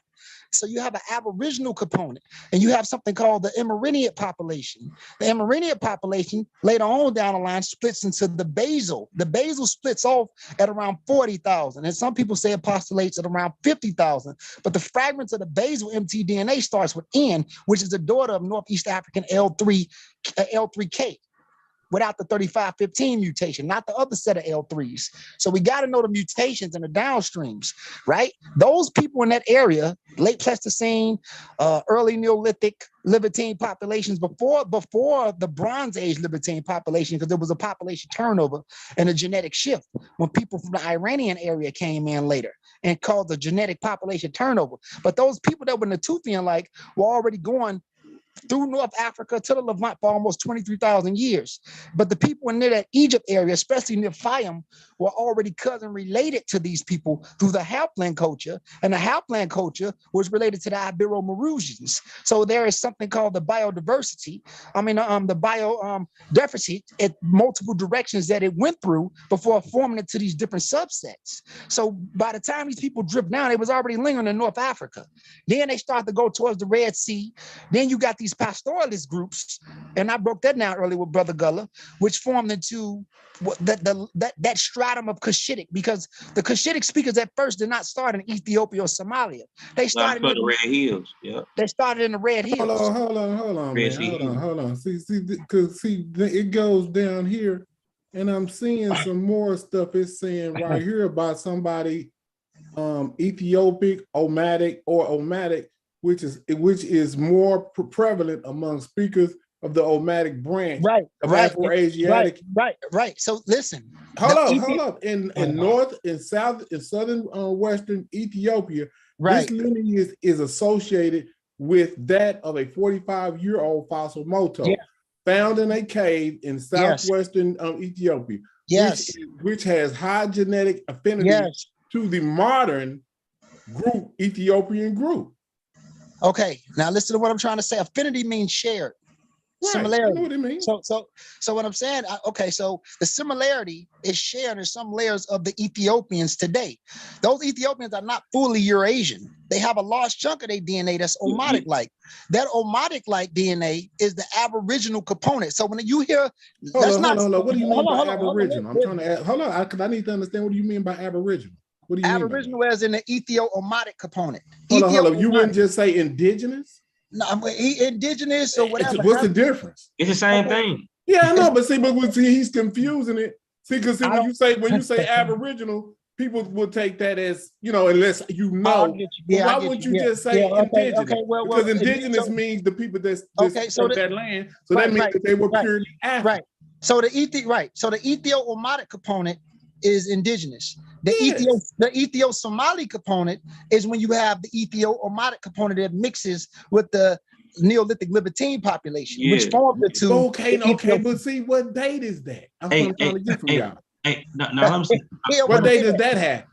Well, in North Africa, it happened as early as 23,000 years ago. Yeah. So I need some evidence for this. One came through the Horn and one came through the Levant. Right. The Vidoid Arab, the Vidoid Arab came into the Horn, and then the Proto-Maghreb came into the Levant. Hey, let me show him. So what are you talking about? The mutations M and N. Hey, hold on. Hold on. Let me show my brother Gullah. Let me show this brother a reconstruction. You talking about M and N? The mutation M and N, Gullah? Is that what you talking about when it comes back in? Yeah, M came in. Yeah, M developed back in. Yeah, M came back in, but they saying in 2019 article, N developed in North Africa. M probably developed in Arabia, and then came back in. So she wasn't that far off. But you know they came from L3 anyway. L3. Yeah, I know. This is what I'm tripping on. They came from L anyway. But you got to respect the independence without certain mutations or downstream mutations, like 30 without the 35-15 mutation, it becomes distinct based off the areas that it formed in, even though they would have looked very much similar. What I'm looking for, Ngozi, I need more evidence on this 23,000 year back migration that you talking about. I need to know a percentage. You gotta let me finish. You gotta let me finish the okay, go ahead, girl. I mean, I can mute out and let you do what you do. It's your show. Let me show you.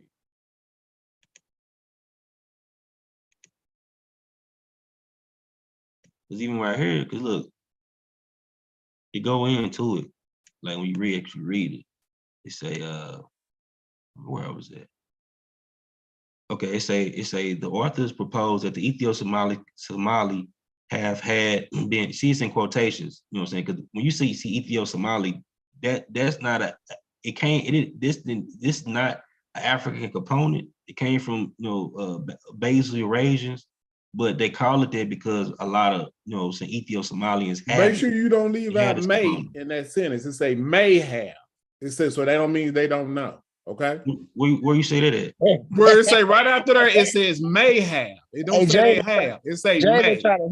No, because I know how science works. It's nothing solid, because everything can change. They can go find another mummy that changes all this data, right? No. We all know this. That Ethio-Somali component is a fuse situation between the Ethio-Omatic and those Neolithic Libertines. But see, I'm trying to pin down what you right here, Ngozi. I'm trying to pin down The date it says 23,000 No, years ago. but Okay, go ahead, Gullah, because we keep but interrupting you. Go ahead and do what you do, this what man. they I saying. promise that ain't coming back in. Go ahead. This what they saying may about though. They say that the authors propose that the Ethio-Somali group may have been a substantial ancestral component of the Proto-Afroasiatic speaking population. You know, and it's a subsequent empty DNA by Gandini in 2016 analysis has produced additional evidence in support of a pre-agricultural back migration from West Eurasia into the Horn of Africa, with an estimated date of arrival into the Horn of Africa in the early Heliocene, possibly as a result of obsidian exchange networks across the Red Sea. Okay, stop right there, Gullah. What the, excuse me, I don't want to cut. What is Heliocene? What time period is that? Heliocene. The early Heliocene? Yeah, like so we can get a date on that. Because that's going to give us a date. That's what they're doing. They're giving us a date of when they're saying this time period happens, right? They said they talking about the Ethio-Somali. No, so they're talking about 11,000. What is that right there? Present day, 9,700 BCE, and after the last glacial period. So that's what they're talking about. They're talking about a 9,000 year mark, I guess. Would you agree with that, Ngozi? As they make it down through that portion, yeah. It also happened before that. Before that up north, yeah. It happened further north. Yeah, the further north it was happening before that. But in that region, yeah, you got to you have to respect the phases of how this stuff leaked down. Nothing happens in one form, just swarm in at one time. Of course, but I definitely agree with that. But what I'm trying to get you to understand, until we can get like they did in that other article, some type of them giving us some type of data. Let me give it to you. Okay, go ahead. Unless you have that, that's what I'm really trying to find out. Where is it at? But even when I hear it, say Hopkins also confirmed an existence of an ancestral component indigenous to the Horn of Africa. They call this one the Ethiopic or the Amadic component. Correct. And they say which is most prevalent among speakers of the Amadic branch of Afroasiatic in southwestern Ethiopia. Say this lineage is associated with that of a 4,500-year-old fossil Mota found in the cave of southwestern Ethiopia, which has high genetic affinities with modern Ethiopian groups, especially the endogamous blacksmith caste of Amadic Eri people. Like Mota, Eri blacksmith do not show evidence for admixture with Eurasians, demonstrating a degree of population continuity in this region for at least 4,500 years ago. In a comparative analysis, Mota genome referring modern population, Gallardo 2016 included that the divergence of Amadic from other Afroasiatic languages may have resulted from the relative isolation of its speakers from external groups. It's just a basal group that got isolated. And it's an analysis of 68 Ethiopian ethnic groups, also referencing Mota. Lopez in 2021 revealed that the groups belonging to Amadic, Cushitic, and Semitic branches of Afroasiatic show high genetic similarities to each other on average. Because all of them Afroasiatic anyway. So even the Semitic got this ancestral component from the original Afroasiatic people. And they say revealed that. Okay, that's read. Then they say. Hold on, Gullah. You do know that all of these little branches that they're talking about, when they cluster, they're going to be on the 80% side of the African genome, right? You know that, right? These Amadic, really they're saying where the Moto was at, if they're using those genomes, they're saying it was 100%, and they're saying they're clustered closer to the Moto. But he was 100%. So they have to cluster on at least on the on that side of the genome. It's because he's more basal. Hold on. He's 100%. I don't understand what y'all mean when y'all say that.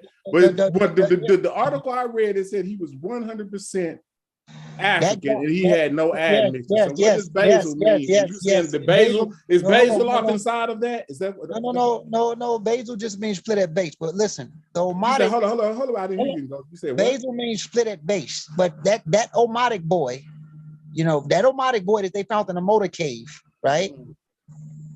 He was 100% Omatic. He wasn't hit like the populations that was in the north.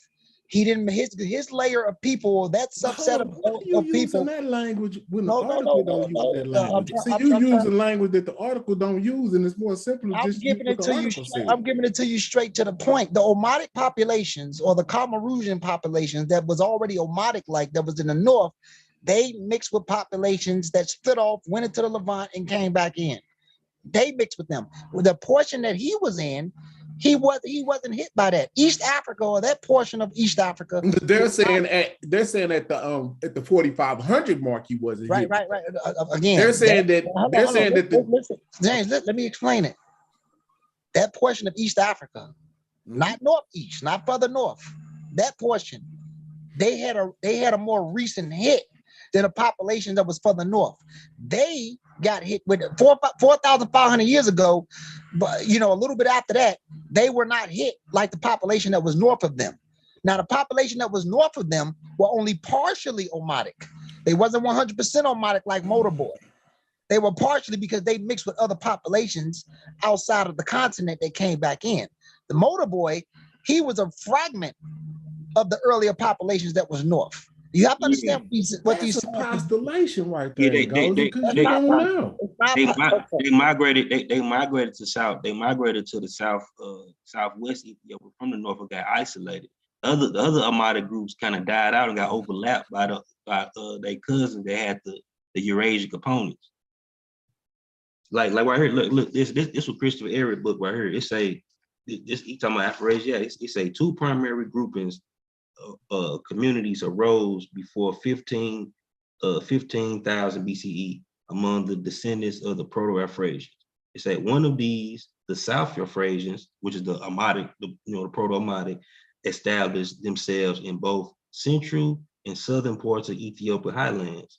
This was doing 15,000 BC, and it say the early South Afrasians. It can be proposed adapted the practices of wild grain collection to the cooler grasslands of the regions.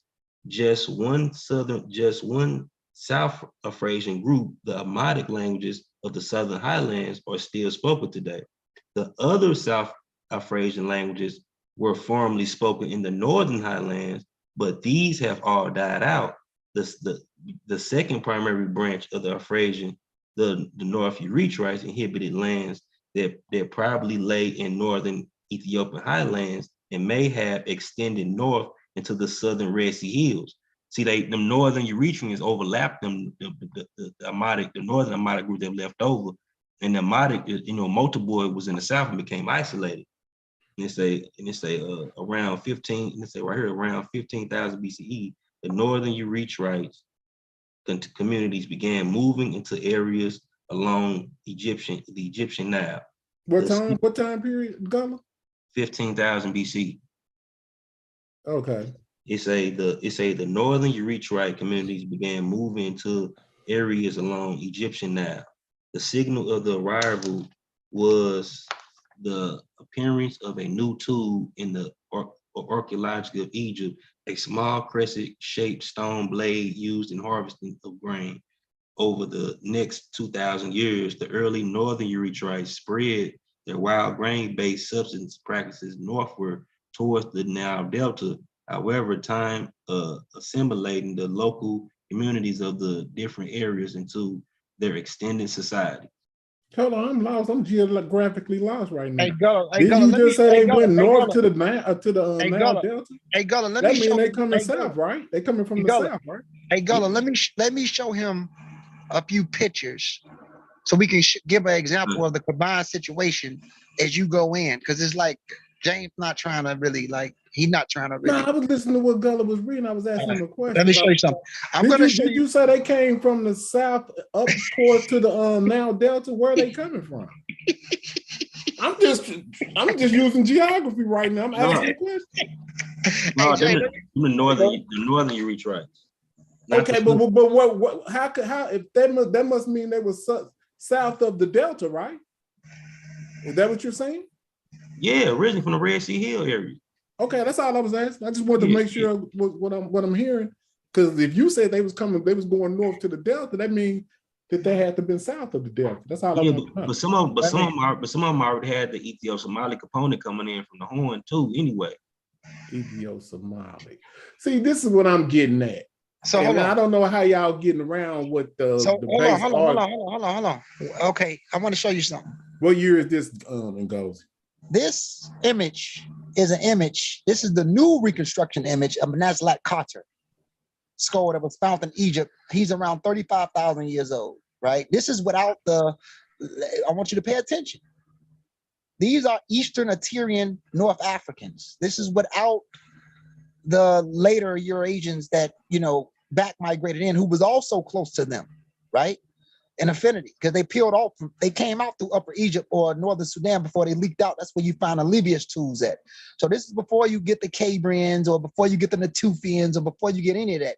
We're talking about like for example, like when these humans leak out of North Africa from these Eastern Assyrian people, they were something like him. This skull is 35,000 years old. This is the new reconstruction. I don't see no skull. I just see some dude. Okay, well, this is the depiction. Let me give you, hold on one second. Let me stop showing this and give you 1 second. I want to give you phases of what's going on in North Africa.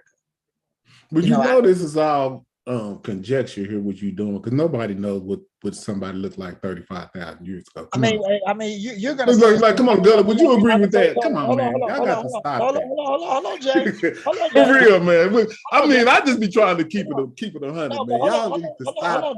Hold on, Jay. Reconstructions, because that's not right, bro. Hold on, Jay. You don't know what somebody looked like 35,000. So you want us to ride with your conjecture because no, I'm just saying that I don't know either. I'm just saying, but what you doing is not right. So look. This is the skull, and this is a Nazlat Carter right here. Now I want to show you something, right? I'm gonna go off here. I'm gonna get off here, and I want to show you the population that came through the Northern Arabia and Iranian population that came back into Africa, infused with these people, becoming the Ibero-Maurusians or the Halfbang groups. And we know the Halfbang groups and the Ibero-Maurusians are offshoots of something called the Cameroonian groups that leaked out, gave the EM35 up there, mutated from the EM35 into the EB68 and the EB68 to the EB12, EM78, which formed into EB12 and EB32 up EB12. But I want to give you an idea of what the U6 women look like. They came back into North Africa, right? From near the Iranian area or the Lesser Caucasus area, and came from the people that reached through North Arabia and came back in, right? And I kind of went through it a little bit earlier on the show, but I'm gonna give you an idea of what's going on. This is North Africa. This ain't the Horn of Africa. I don't see no. Are you showing a map or something? Hold on, I'm almost finished, man. I thought you were showing a map or something. No, I ain't gonna show the map. I'm just trying to give people images. This is before Afro-Asiatic. I don't see nothing, goes. I'm putting it up now. This is before Afro-Asiatic language even formed, because Christopher Aaron and Roger Blanch postulate that Afro-Asiatic formed 16,000 years ago. So this is these niggas spoke a language isolate. This is way before that shit formed. But I wanted to show you what the people that came back in would have looked like, right? So I'm almost there. You could talk, James, because I know you don't. No, I'm just waiting for you to show the imagery. I mean, or whatever you. I know you won't agree with it, but it's all good. Yeah, I'm not gonna agree with it. I think you just be playing, man. I really don't believe it. No, I ain't playing. Hold on, let me. Because you still see. We go back to the original article. It does not say anything that you're saying. So I'm at a loss for words here. It's other articles that article is for one region of Africa. But let me show you. Hold on, no. Hold on. I'm almost there. Go ahead, bro. Before you go ahead, King. I mean, I know it's hard, man. Because I know it's hard to accept, but I want to say Christopher Aaron. He don't really say 15,000 BC. He say anytime. He say anytime before 15,000. He can be up to 20,000. So this woman, right, is a great idea.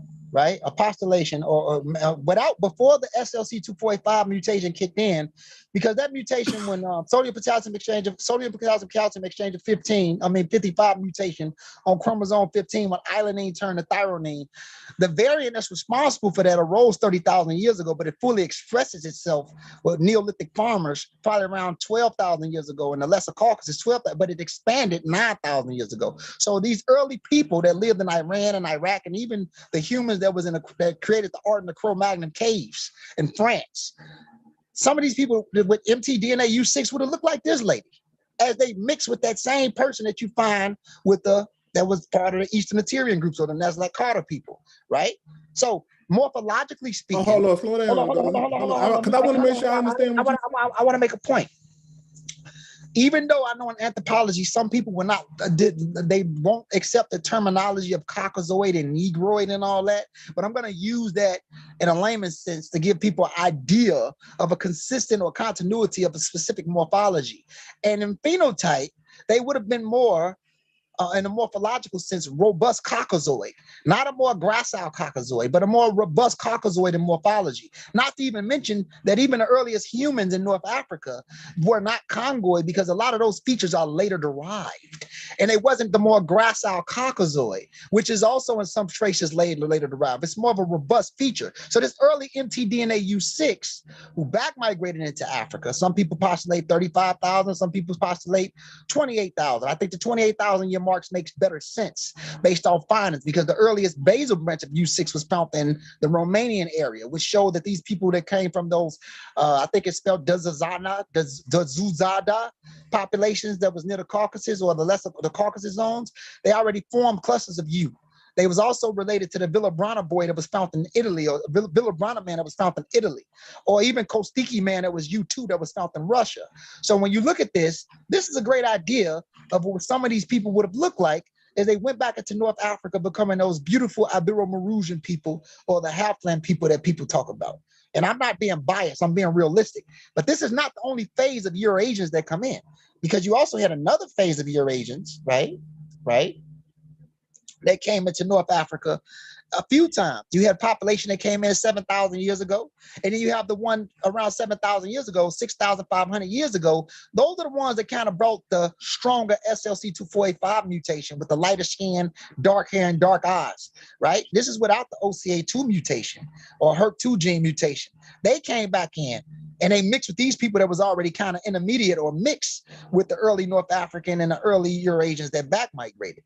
So what I'm saying is that they start to go through Ethiopia or through Yemen or Arabia and start to mix with those populations in northern Ethiopia who was strongly Omotic or Motor-like, right? Motor-like, but they mixed with those later Semitic speakers that was already descendants of some of the people that was already living in North Africa a long time ago. They start to make it down that area. I'm trying to give you a timeline. In that portion of Africa with the genetic exchange around 4,500 years ago, or possibly 5,000 years ago, because Omotic type people was already mixing with people near Yemen a very long time ago. So they start to pick up not just the earlier Natufian-like DNA signal, right? They picked up more of the later Neolithic or Bronze Age Libertine. Hold on. I'm trying to explain it. More of the Bronze Age Neolithic, later Neolithic Libertine component, because there was a population turnover in that Levant area. Because the earlier Neolithic Libertine population was distinct from the Chalcolithic or Copper Age population, when populations started to come from the Caucasus and near Iran and mix with those fragmented Natufians who were already intermediate between basal Eurasian, early North African like that was already intermediate between some populations that was related to those early West Asian hunter-gatherers and the slightly component of the fragmented Assyrian portion. So there's been a lot of changes going on. When you follow the genetic phases of population turnovers, you can see why the genetic continuity between further North Africa and the Levant and Lesser Caucasus is so like direct, it's so like powerful. It makes so much sense without being biased. Because even right here, it say Hopkins found distinct non-African ancestry components among Northeast Africans dubbed Ethio-Somali, which split from other West Eurasian ancestry and is most likely closely related to North African Maghrebi. And and Arabian ancestry components, but the basal Eurasian component, not the more recent. And they say both would have entered Africa during the pre-agriculture period between 12,000 to 23,000 years ago. This component is suggested to have been present in considerable amounts among Proto-Afro-Asiatic speaker people. And say the authors argue that the Ethio-Somali components and the Maghrebi component descend from a single ancestral lineage, which split from the Arabian lineage and migrated into Africa from the Middle East. That is a common ancestral component migrated into Africa through Sinai and then split into two, with one branch continuing west across North Africa and the other heading south into the HOA. What is HOA? Horn of Africa. Okay, so bam. So they saying when they came in, they went the same the directions at the same time. So whatever Moto man got, directions. The people in West Africa would have got, but just in the north part of it, because you still got that buffer between the Sahara is going to keep them from being able to get down to the sub-Saharan. That's why you have genetic differences on the continent because of sub-Saharan Africa. Those people in Morocco are clustering probably 80% non-African DNA. And then when you go down there in Ghana and what you call it's going to be totally opposite. You see what I'm saying? You can see the environmental pressures that caused what happened. And then you also know that those people came in after that the Sahara dried up because because of the genetic differences. The people that was in the Sahara when it was green, they all went south with the zoo type. Those people are coming in with that Eurasian DNA. It has to come in after that. You had different people there at one time. You had just one type of group people there. Okay, well then how do you explain such a vast? Okay, I'm just asking a question real quick. How do you explain such a vast genetic difference between sub-Saharan Africans and people in Morocco? Then? How do you explain if they were genetically mixed? Because we can pull that up. I'm gonna explain it to you because the people in sub-Saharan Africa is genetically distinct and vast genetically distinct from populations in North Africa. Yeah, they are. Let me give you an example. Yeah, because the people in North Africa came in later. No. It's not just because they came in later. Some layers of their DNA came in later. But even when they were Eterians in early North Africa, they did not develop a lot of the later derived mutations that tropical Africans developed that stayed in tropical zones. Now, here's the thing, James. Homo sapiens developed in tropical zones of Africa. And everybody know if you study biology, higher volumes of radiation causes more volumes of mutations, right? So tropical zones only make sense for deoxyribonucleic acid damage for radiation, the higher volumes of radiation for DNA to change its signals. So okay, let me ask you a question. Hold on. I mean, because you've been going a long time, I gotta ask you a question before I forget it. Hold on. Is it hotter in the desert or is it hotter in the lower region? Why would that be lighter where the desert is and darker where it's cooler? Hold on. Deserts get very cool at night, especially in Egypt. Those deserts get real cold at night. But hold on, I'm trying to explain something though. I want to finish something. So Homo sapiens is a tropical species. But what I'm saying is that you have to understand the earlier Homo sapiens that where we come from were very distinct and different from tropical Africans or the sub-Saharan Africans you see today. They did not look in morphology like the average Nigerian today. A lot of that stuff is later derived. Those early Africans who came from like Omo Man 1. Or I don't even want to talk about Jabella Hood.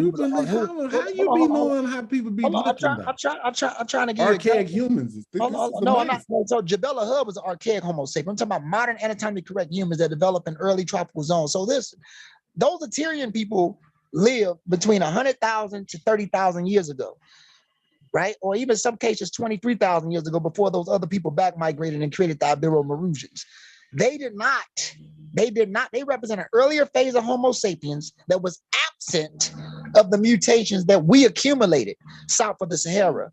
And they also represent earlier phases of Homo sapiens that did not have the crossbreeding between ghost populations, especially in West Africa. And also in the eastern part of Africa, there's an article that says that South Africans and East Africans mixed 65,000 years ago. So if the South Africans, the people that went into South Africa, who left from those same people in East Africa, went into South Africa, developed certain traits in South Africa that's distinct from the people in East Africa before they fused, that means that Tyrians was absent of those traits and they did not receive those traits.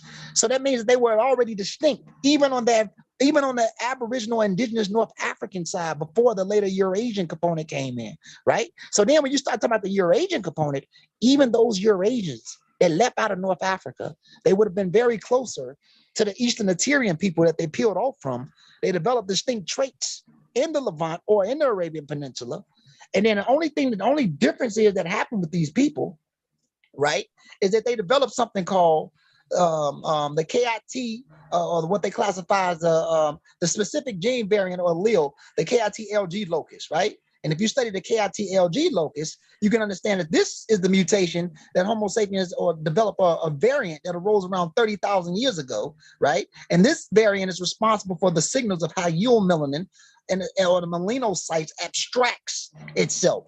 And this is the signal that's responsible for those non-African mutations to occur much later in other humans, like SLC2485 on chromosome 15 or SLC45A2, or those specific mutations. The variants start to arose. So now we have a more model, a more specific idea of what these early Eurasians look like. And even the basal Eurasians that peeled off at base, before other Eurasians kept going east and start picking up traits from other archaic humans like Neanderthals or Denisovans as they kept going east, or north of Israel where it first started happening. These people found isolations in certain zones back into North Africa and some portions of the southern parts of Arabia, right? So it's a real complex thing, man. It's real complex. It's not simple. Even when I hear it say Proto-Afro-Asiatic speakers suggested had diverged from other African groups 50,000 years ago, and then too, or it could be 50,000 years or somewhere around 47,000 years,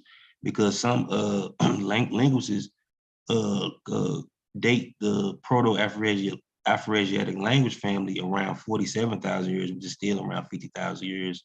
It could be, it ain't that inexact, but somewhere around that time. But hold up, but what does that mean though? These people was already a distinct group. They were. Hold on. It says Afro-Asiatic speakers are suggested to have derived from other African groups. They didn't say other admixed groups. They said African groups around 50,000 years ago. So the origins of Afro-Asiatic comes from a purely African group about 50,000 years ago. That is its origins. That's what that sentence said, right? No, they're not talking about. They talking about other African groups such as like the Niger Congo now Saharian groups, bro. They're talking about that's when they split off.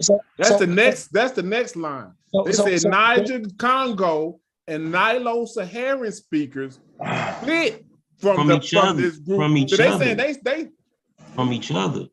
They all split off. They split off from the Proto-Afro-Asiatic around 28,000. No, they didn't. The Afro-Asiatic, I comprehend very well what they're saying, brother. The Afro-Asiatic was split off from them. They just giving you a bullet right here. They just saying that these groups was with each other longer. No, they split off from the other. This group is first. Hold on, man. They're not doing it. They're not showing it like years that. ago They're not saying is before 28,000 years ago in color, right? Ain't 50,000 years ago before 28? No, you're not getting it. It's not saying that it's saying they not saying these two lines really don't have nothing to do with each. They just saying that. Yes, they do. No, they don't, bro. These are bullets. No. What I'm saying, when you start reading right there, they're telling you what the time frame for Proto-Afro-Asiatic. They say that starts at around 50,000 years ago. No, it says, it split off from other groups. It split off from these groups. These groups still basal. They still older than that Afro-Asiatic, but these groups lingered around them and stayed with each other at a longer time, and they didn't split off from each other until around 28,000 years ago. because I don't Niger see the Congo, word each other. What I'm taking from that is this is how I read it. I'm reading the Niger Congo and Nilo-Saharan speakers split from Proto-Afro-Asiatic no, it don't say it, bro. 28,000 years ago. No, They these left bullets. that they were speaking Proto-Afro-Asiatic too, but they split off at the 28,000. No, it's not. It's Okay. not saying it. It's not I saying wonder it if you at got all. anybody in the chat that they could see which one of us is right about what we think we're reading here, what we're No, it's not saying comprehending. it at all. It just no, it's not saying it at all, bro. It's just all they saying is Afro-Asiatic speakers split off early. They just It don't split off say split early off right there. from the other groups. Who you think the other groups is? These Niger Congo and now Saharan. Because now the Niger Congo now Saharan is older than But the it's older math than don't make sense Afro-Asiatic because the anyway. other date is older than 28. That's a 50 up there. No, How you do that? Mathematically, how can you do that? listen, Johnny. This is what I'm saying. Afro-Asiatic is younger than Niger Congo and now Saharan. These languages are older anyway. They just saying that these two groups split up from each other 28,000 years. Guess what they saying? Because even when you read right here, it say the rainforest origin, Baka and the Mbuti diverged from other sub-Saharan groups over 60,000 years ago. And then right here, it say Eastern groups such as the Mbuti split from Western groups such as Baka. They split off from each other 20,000 years ago. They just showing you inner groups. You know what I'm saying? Niger Congo now is older than in Afro-Asiatic, like flat out. They just saying that they Afro-Asiatic broke off from them 50,000 years ago, and these they still remain going on contemporary as when it split off 50,000 years ago. It was still these languages were still around, but they didn't split off from each other until it became distinct from each other until 28,000 years ago, or more recent time. Okay, I mean, that's how you want to read it, but I'm still trying to figure out how do they get 50,000 years for their language, and then we're talking about 28,000 years ago. No, because these languages still go, they still went on. Hey, James, listen. Outside of the language phylum, these people within the larger language phylum have phases of when they split off and branched off. Right? Hey, Gullah, let me show him something right quick. Let me show him something. Because James, you're very intelligent, brother. You're gonna get this. You're gonna get this. I know you already get it. You fighting it. You Mike Tyson. You ain't trying to hear none of this shit. You don't want to hear none of this shit. You're like, fuck all that shit, right? So, right here, African evolutionary history inferred in the whole genome sequence data in 44 indigenous African populations. So let me get off this. Still there, James? Yeah, I'm listening. James ain't trying to hit none of that. Where the rest of the article at? Hold on, I'm almost there, bro. I'm trying to get that for you, give you an idea of what's going on. So, the ancestor population speaking languages share the common ancestor 34,000 years ago. Our results suggest the ancestors of Niger Congo speaking populations first split from the ancestors of Nilo-Saharan and Afro-Asiatic speakers, and that the ancestors of Nilo-Saharan and Afro-Asiatic speaking populations diverged more recently at 16,000 years ago. Although the divergence time estimates in this study are largely consistent with the previous archaeological and genetic studies, future studies include the high coverage and whole genome sequences, the larger number of individuals in the population were particularly informative for the implying more complex models and demographic history based on the allele frequencies within the spectrum. So there you go right there. So basically, I'm going to explain this in layman's terms. According to Christopher Aaron and Roger Blanch and most linguists, Proto-Afro-Asiatic did develop in Africa. Some people even say the Levant, whatever, but the population in the Levant, we know the Levant sits on two plate tectonics, the African Syrian Rift in between North Africa and Arabian plate tectonic and African plate tectonic, whatever. Whether it's Christopher Aaron and Roger Blanch says Northeast Africa in between the Red Sea. So it's split off around 16,000 years ago. We can't say the Natufians spoke it because the Natufian spoken language isolate, and even if some people do want to bring up the Natufians themselves were intermediate or bridge population. They were hybrids. The best population, based off some articles that can give you an idea of the model of Natufian DNA from a recent perspective, would be modern day Arabs, modern day North Africans, and 6.8% Omotic-like. That's just based off of if you use recent populations. Outside that lets you know that the Natufians have a creolized kind of history themselves. No one's pure. I don't play games to try to insult blacks, and I'm not trying to play games to enhance white supremacy. I believe in humanity. So I don't want people thinking that when I speak, I'm here trying to say, oh, black Americans ain't shit or West Africans ain't shit. That's not okay. Yo, let me ask y'all a question since you said that. Hold on, I'm gonna ask you and Gullah a good question. Hold on, no. How do they have people that's 100% African and they have people that's 100% European in their DNA test? I want to see if y'all could answer that. What do you mean? How do they have people that's 100% African and 100%? Okay, now we have percentages. We all acknowledge that there's percentages because we've been talking about this all night, right? So we use my personal DNA. I'm, as you know, and Gullah may know too, I'm 92% African, I have 5% European, and I have 3% Native American, right? Right. Now, there are some people that's living on this planet right now today that we can pull up YouTube DNA tests. They're going to say that they're 100% European, or they're going to say that they're 100% African. How is that possible? I'm just asking a question. I'm not trying to cause any kind of. I just want to see if you have an answer for that. No, I do have an answer. If everybody's mixed, I do have an answer. Everybody is mixed because even a European who's 100% European, he's not 100% from one region in Europe. Correct. And then, not to mention that European is 100% European. Europeans have a multi. They come from different phases. They come from early European hunter-gatherers. They come from Neolithic Anatolian farmers, and they come from the Yemenis that brought the Indo-European language. So what are we talking about? So here's the thing. No. What we're talking about is everybody came from Africa. How are they absent of African DNA? I'm trying to. Hold up. This is a good question. If everybody came from Africa, shouldn't everybody have African DNA, at least a percentage of it? No, listen. How can they have none? Listen, King. I'm trying to explain it to you. All humans are 99.9% the same at gene expression. And even if you get past something in biology called developmental regulatory genes, that's something different. I ain't gonna get into that. But what I'm saying is all Homo sapiens are 99.9% the same. What we see is differences at the demi level or clinal level as alleles express themselves. So Europeans are modern anatomically correct humans like everybody else. They are African apes like everybody else. We all naked African apes because that's where we come from as a species. But they develop traits or allele expressions or mutations outside of the continent, where their genes express itself based off whatever areas that they were in that was beneficial. But overall, genetically, we're 99.9% the same. So what I'm saying is that I'm trying to answer your question. I ain't letting you, You muted out. What happened? Can you hear me? Only goes back 5 years. And that DNA. Hold up, because your mic kind of went out for a minute. That's somebody calling me late, and I hate when people do that. But what I'm saying is that modern DNA tests like 23andMe and Ancestry DNA, these commercial companies, it only goes back 500 years, regionally and nationally. Can I ever get a simple answer, brother? Just answer the question. How is it possible? Okay. I mean, just answer the question. I mean, it shouldn't take 2 or 3 minutes just to answer. I'm trying to give you a full understanding of what's I don't need that. I just need the quick microwave. Do that.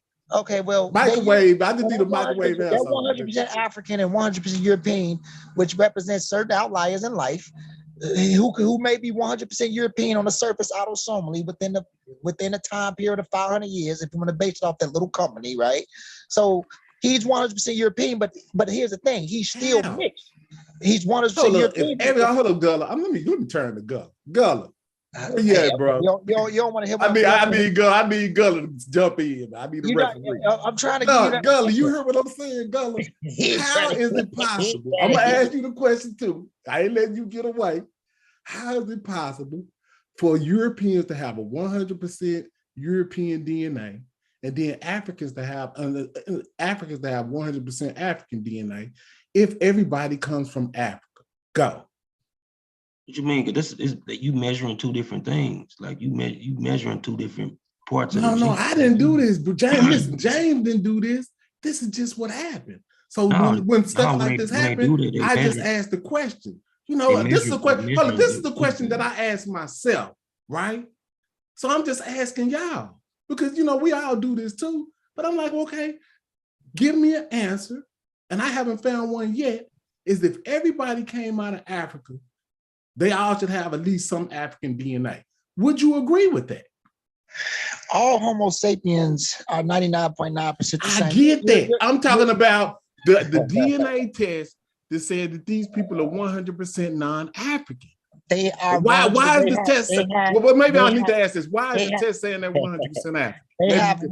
They have 100. Those people in Africa have 100% typical African mutations, right? Okay, now why is people total different than this? Okay, those people in Europe that's 100% European have the typical. I'm trying to explain it, brother. Listen, the people in Europe that has typical European genes at 100% have 100% non-African allele expressions because they accumulated their own mutations outside. Y'all have to do a show. Y'all got to do a show on this. Y'all got to break this down and show us because I don't understand nothing you say. I ain't gonna even lie. I ain't gonna hold you up. You get it. You just I ain't gonna act like I'm some type of genius. I do not understand anything you're saying. I need you to do a presentation in Goldie or Gullah explaining how do these people come up with these what you call it on these genes. You can. Okay. I just need y'all to do it. That would be a good show. Okay, I think that would be great. That's okay. That's fine. But I want you to hear this though. I'll do that. That's easy. And I think you get it, but I think you're just trying to be funny because you ain't feeling none of this shit. But here's the thing, man. Let me just say this right quick, okay? And here's the Natufians too. If you want to deal with any group of people, when they say Arab, I want y'all to understand that it's not just regular Arabs. The population that's close to these Natufians are the Mahidi. I showed the chart earlier, or the Mahara groups that live in Yemen and Socotra, those Bedouin groups. And I showed the plot from PCA, the principal component analysis, that shows the distance. And the closest population to them are Mahidis and those people. Hold on, what Gullah? Is Gullah doing this? Yeah, that's Gullah. Yeah, Gullah showing. What's up with this, Gullah? Let's talk about this little chart you got right here. Don't break that down. Oh, man, he ain't trying to hear nothing I'm saying. No, because this right here looks about right. I'm liking what Gullah pulling out. This is great. See what I'm saying? Now, these people do not look like Arab. They don't. I mean, what is that? I mean, what is this? What is this, Gullah, you got on the screen? What does an Arab look like? They're a little bit lighter than this, but they look. They are. Yeah. You got some Arabs that's black as space. Yeah, I know you do. But you have for the most majority part. You got some that can be white. But look at this. It's a Ethiopoid subtype that is often regarded as northern branch of East Ethiopoid, common among Red Sea coast. These Eritreic speakers or Afro-Asiatic speakers of the Red Sea.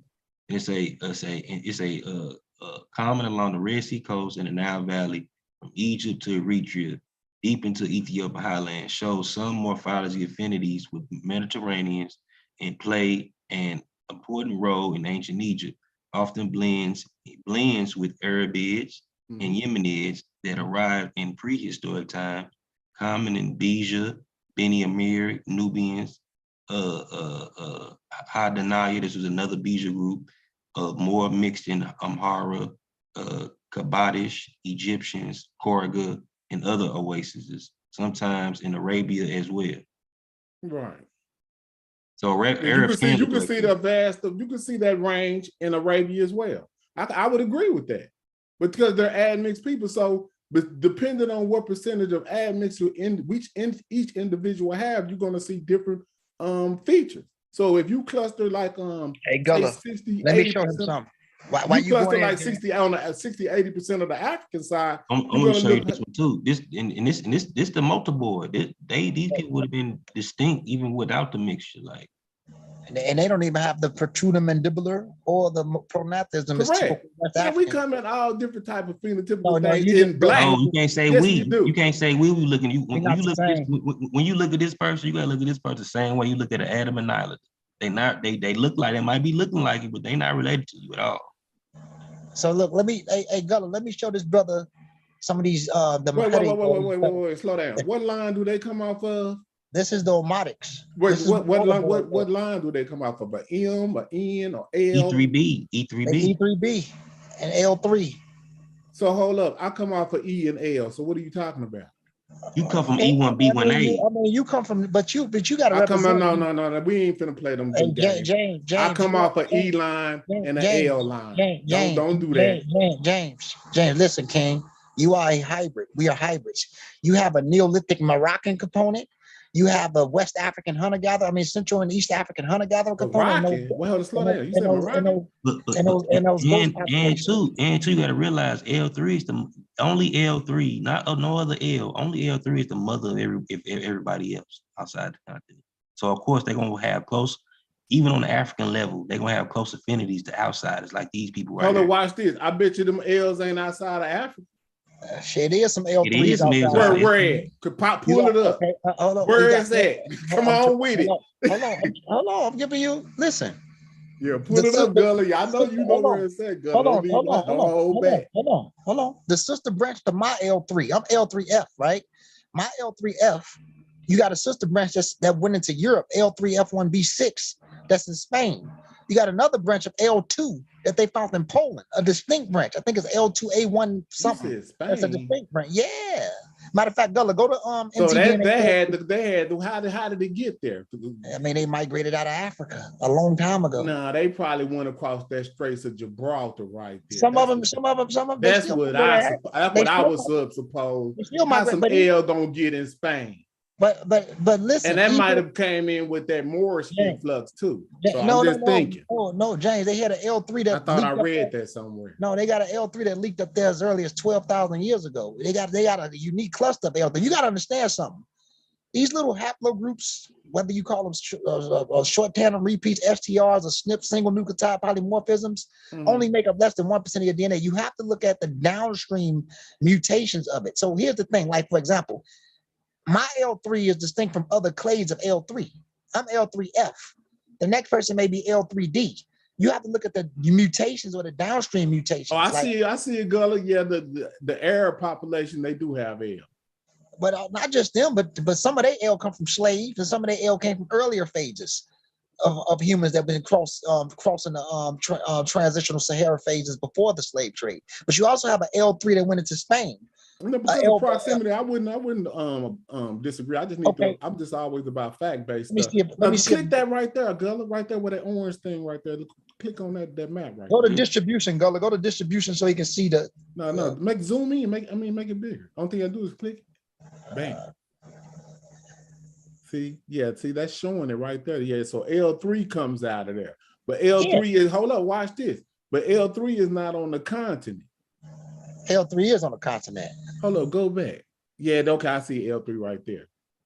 But what is that right there, Gullah showing right there? That's showing it pre-something. See that? That got Neanderthal and the Denisovans. Hold up, man. You done went back. How many years is this? Y'all tripping. Y'all went way back to the this right here. Oh man. Hold up, this right here. You just told me to click. You just told me to click on it. Hold on, click the key, put it back on there. Because what I'm saying is this right here proves that it wasn't no there we go right there. You see that L3F1B6? Oh, Gullah, you just changed it. You just went. You see that L3F1B6? Look. You see what it says? Oh, see this L3F1B6, right, which is found frequently in 1% of. You see that? This is 10,000 years ago. But I just told you that. It says and diverged from African L3 lineage in at least 10,000 years ago. So you have an L3. Hold on, this is at 1%. But listen though, bro. You asked a question. Hold on. Listen. You asked a question. I'm giving you. That's a sister branch to my L3. I share a Sahelian L3 with the Fulani population. My maternal side is population that come from Fulani people. But it says 1%. It doesn't matter if the percentage. You ask, where is the L's outside of Africa? And I'm 1%? Giving you. They're still again. Oh man, you wrong, Gozy. You're not even trying to. You asked where was the I L get what you. It's true. I'm not going to deny the L3 is not outside the continent, but at a 1%. What? It doesn't matter the percent. You ask a question. Yes, it does matter the percentage. That definitely matters. You got a branch. You can't do that either, right there. You got a branch of L2. You got a branch of L2 that's outside of Africa too. Well, they didn't show it in the map in Gozy. I mean, but all those. But here's the thing: all those that map is just L3s. That ain't. Okay. But listen though, Jane, all those women that's non-African today are daughters of L3. She's the only MTV. Of course. I mean, I know how that structure works. What I'm saying is the percentage that's outside of the content. Like it ain't like they got L3 at 80%. You get you see the 1% in Spain. We don't know how many people they had that's been tested. You got populations of L3 that's in Arabia from two phases of human history, one from slavery and one from the earlier phase of humans that left out of Africa. You got L2 in certain layers of time. So what I'm saying is that you asked the question, where's L3 outside of Africa? I'm not saying that y'all ain't correct that it's outside of Africa, but I'm just noting. I'm going to always minimalize. Hey, look. If it say 1%, we need to know that. That is very important to know. 1% ain't that. James, you see that right there? I see 1.4. No, listen. You see that L21A2A is recognized as Ashkenazi specific haplogroup? That's a specific haplogroup that's only in Ashkenazi people. What about that? I don't know about that because they placed those people. Watch this. They placed those people right there in 1940. They wasn't there prior to that. Okay, you ain't trying to hit, but you. Am I lying, Gullah? Ashkenazi. If I'm lying, I'm flying. You know what I'm saying? Ashkenazis are from Central and Eastern Europe. I know. I'm just talking about if he's trying to place them right there in the geographical location. We're not going to do that. Listen, y'all be trying to play Ashkenazi Jews like they may not be like the Samaritans, or they may not be. Where were they originally? Where is their homeland? That's where they're supposed to be at. You ain't saying they didn't do that because they situation at Suez Canal right there. Cut that out. James, listen. I mean, not Gullah, but James, listen. A lot of people try to play Ashkenazi Jews because they got that high level of Central Eastern European in them, but they do have some Levantine ties, partially. It may not be like the Samaritans. It may not be like the Jews of Yemen, but they do have some Levantine ties. So let's not act like these people are just 100% Central Eastern European. Because I'm not saying that either. I'm not saying that. I don't know what they is. But I know that they're not indigenous to that region where they placed them. But they have partial. That was a geopolitical move right there. But they have partial DNA that is indigenous to that area. Part of their DNA did come from that area. We ain't gonna play the semantics on that, but I feel you. Ah man. So you saying that the Ashkenazi Jews were originally from the land of Israel? I said the part people of their, that they put in there. I said part of their DNA, whether it's 20% of them or 30% of their DNA, is from the Levant. Yes, not all of their DNA. Some of their DNA is from the Levant, and it went through the Mediterranean. See, this is real telling, right? Because look what he say right here. Look what he's showing you, bro. Okay, 15,000 before present.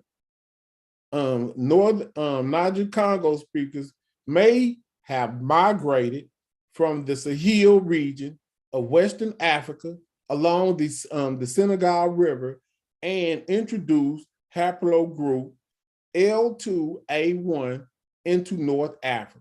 That is a possibility because they're going to go coastal because all coastal regions, and that's why the people in Morocco and those Arabs stay up in that region now, is because the coastal regions will still give out moisture to the inland where they can still have habitable, but it's still, if you looked at their population, it's very minimal.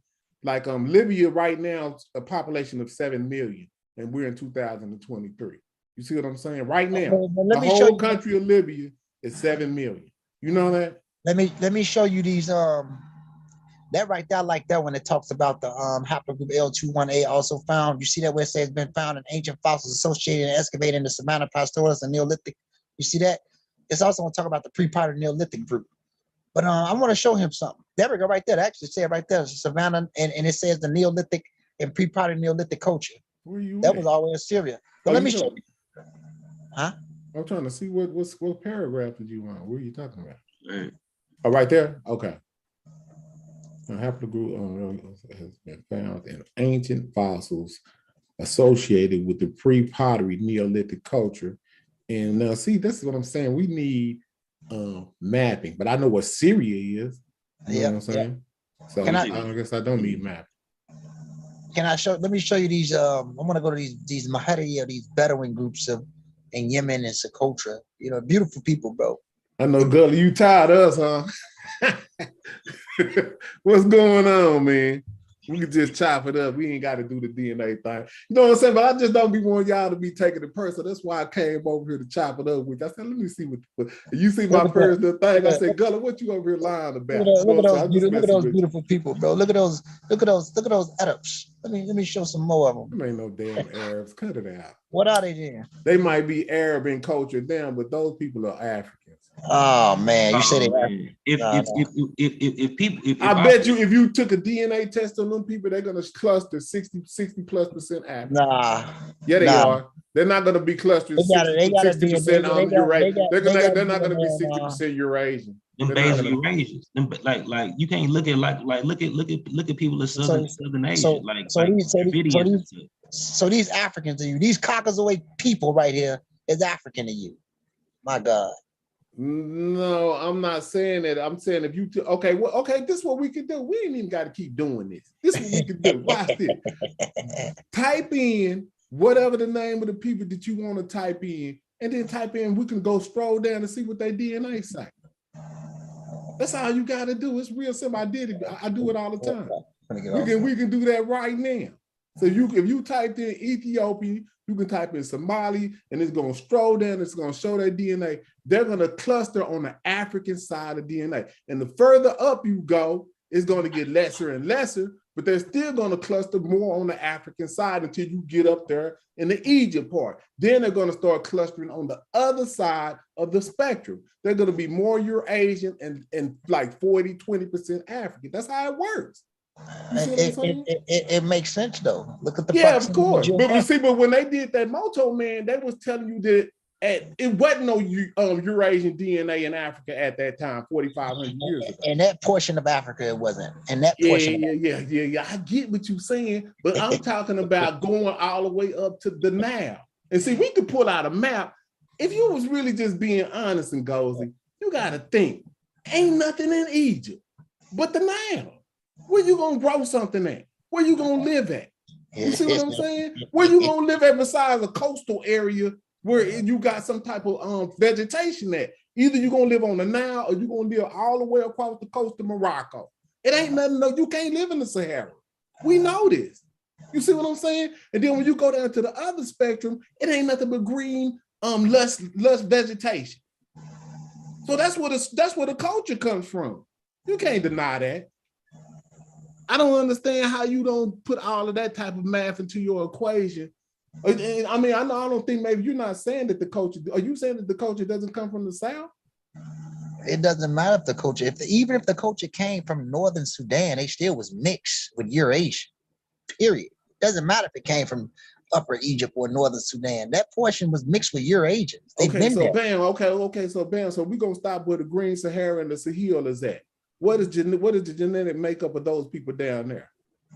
Even the people before you get to that strip of the Nile, what is the genetic makeup of those people in the Sahel? I'm trying to give you an example, bro. Mm-hmm. Listen to me. Even the people in the Sahel, especially the Fulani, right? Like when you look at the Pula or the Fulani, right? They're intermediate. They're highly West African, but they also have some Berber DNA in them. But I want to go back further than that. Before the Tassili Cave Art and Pheasant Cave Art, you have Eurasians in the Sahara. They've been there. See, look at what that's like. It's like 70%. That's what they're gonna cluster in, bro. I'm trying to tell you. You can say what you want to say, but if we go and look at their DNA, brother, it's gonna show you. You can look right now. It ain't no getting around it. You can go type in a Somali right now and then just look at their DNA. The average Somali is between 60% Sub-Saharan East African Omotic, and 40% Eurasian. And some of them can even be a little bit higher in Eurasian, but on average, they're about 40% Eurasian. The further north you go, the more the Eurasian DNA increases. Okay. Look what it say they carry, say a newly identified non-African genetic component, which is researchers dub as the Ethio-Somali. That's right.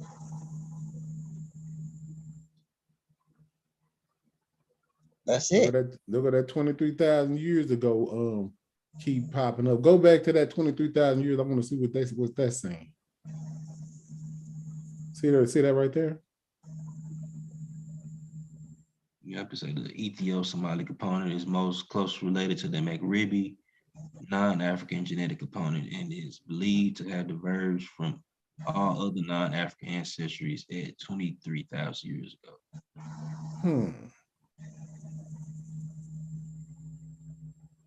Yeah, I'd have to read the whole article to get the whole context of what they're saying. Well, what do y'all get out of that? It's saying the same thing the other article said, basically, but it's just got more detail, a little bit more detail. And we're not them, James. We're not them. We are our own set of I know. I don't have any Eurasian DNA. Yes, you do. You got 5%. You got more of a Northwestern European. Yeah. That's what I'm talking about. I'm talking about the Arab mix because I don't have. You know the difference between us and North Africans.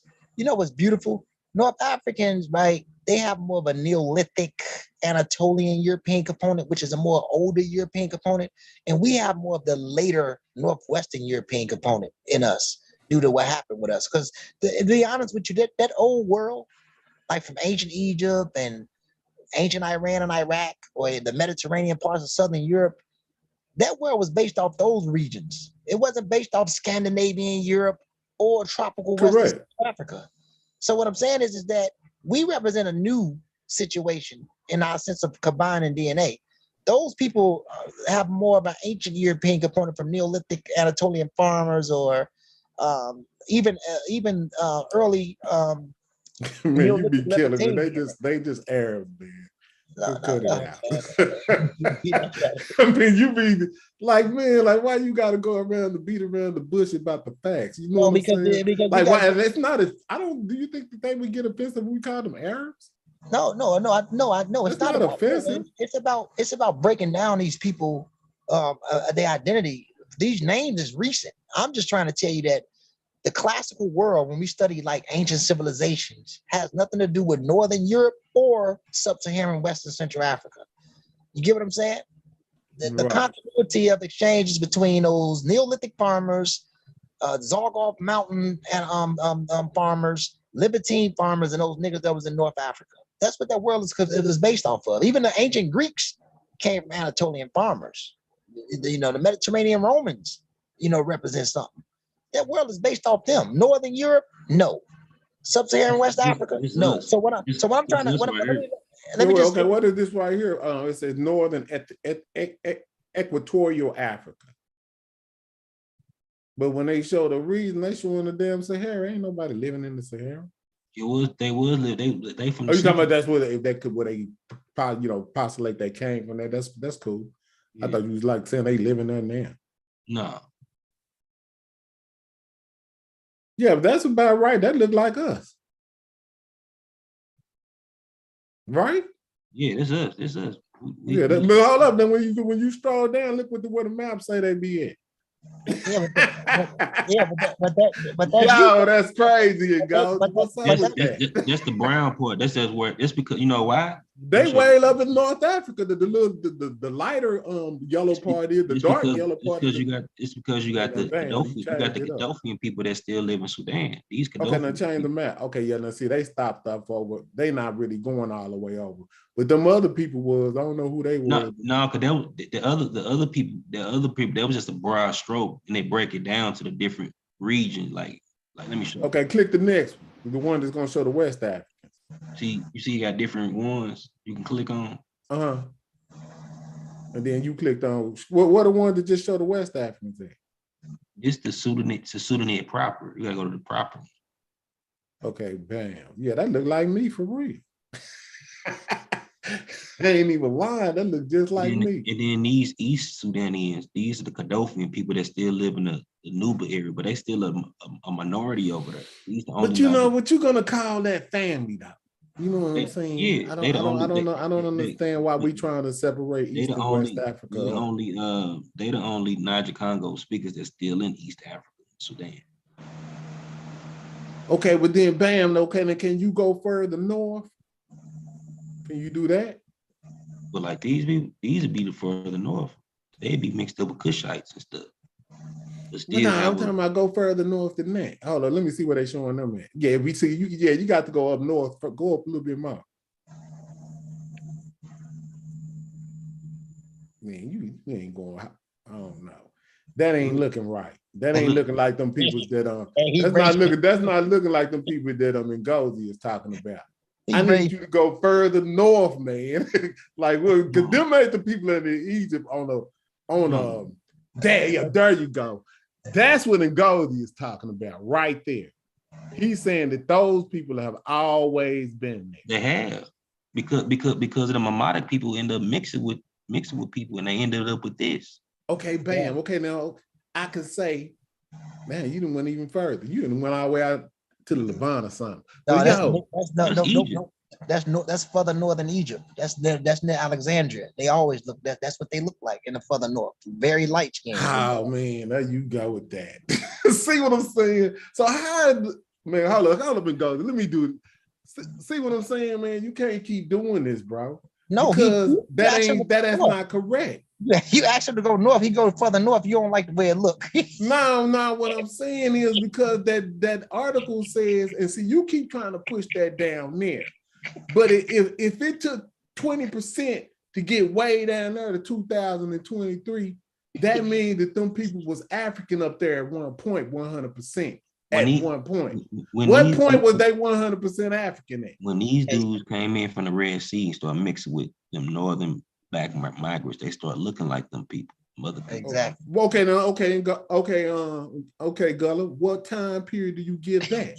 He don't like the way they did it. I'm talking to Gullah, man. I ain't trying to hear you 15,000 BC. Okay, so you giving it 15. Okay, me and you, okay, we getting down there. Because see, we got it going, is going with the 23 mark.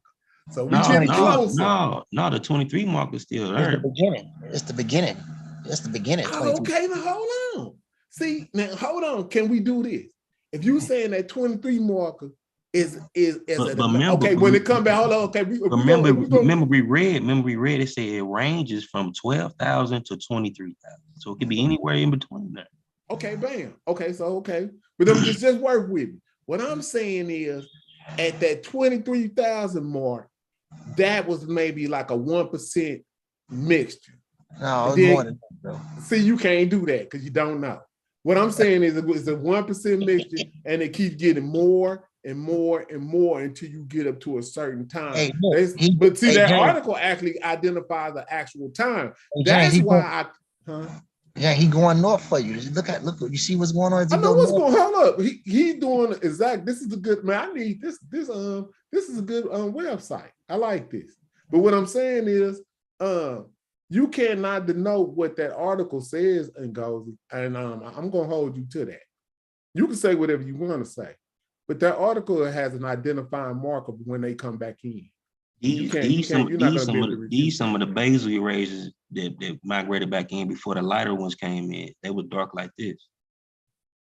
Yeah, that's the idea of the basal Eurasians right there. There you go, James. They this is what they look like when they before coming back in.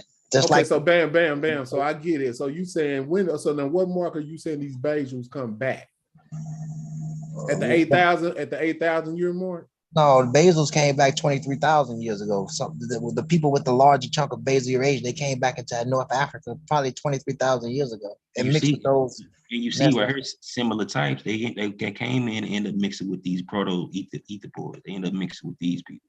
Yes, there you go. And then from these people, you get from that mixture, you get these people. So okay, bam. So okay, now hold up. This is interesting right here. Now, but at what time period are you saying these people are in Africa? I mean, so you saying when they come back in, they mix, because you gotta also count in the amount of people that's in Africa that they're mixing with. Your population can engulf another population if you got a bigger population. But the thing is, though, James, Eurasians came in phases. The earliest starts around 23,000 and probably as early as 30,000 years ago. Further back. So hold on, let me finish. The further back in time, yes, they would have been darker in pigmentation, but the later stratum, when they start to get lighter, when they start to get the SLC start to fully kick in, those layers comes in 7,000. That's why those people that he showed in Egypt, in Alexandria, and that portion of lower Egypt, They were very fair skinned with dark hair and dark eyes. It only makes sense if you follow the phenotype chart. It make all this. Okay, makes so sense. hold on. Then so now you saying that they don't develop light skin until around 7,000. Around seven, and right. So by the time dynastic Egypt, or Egypt, even pre-dynastic in the Nakata Badarian, those people range in skin color like they do today. They look like the people there today. So hold on, slow down. What makes them develop this particular mutation at this later so late? Why only at 7,000 years? Why do they do this? Because when SLC 2485 or alanine kicks in into threonine, it kicks in the variant. But first of all, the variant responsible for the mutation arose 30,000 years ago. It started to express itself fully around 13 to 12,000 years ago. It started to expand from the Anatolian and Iranian area, right? I'm trying to explain it. Around 9,000 years ago, it makes it to North Africa as these wandering farmers in the Fayum area. Probably around 7,000 years ago. It make it to Greece around 8,000 years ago. It make it to all these areas at this time period. Yeah, but what I'm trying to understand, this is even better. That's even better. Yeah, right break there. it down for him. I'm starting to like Gullah. Gullah getting right to the facts. Can you blow that up?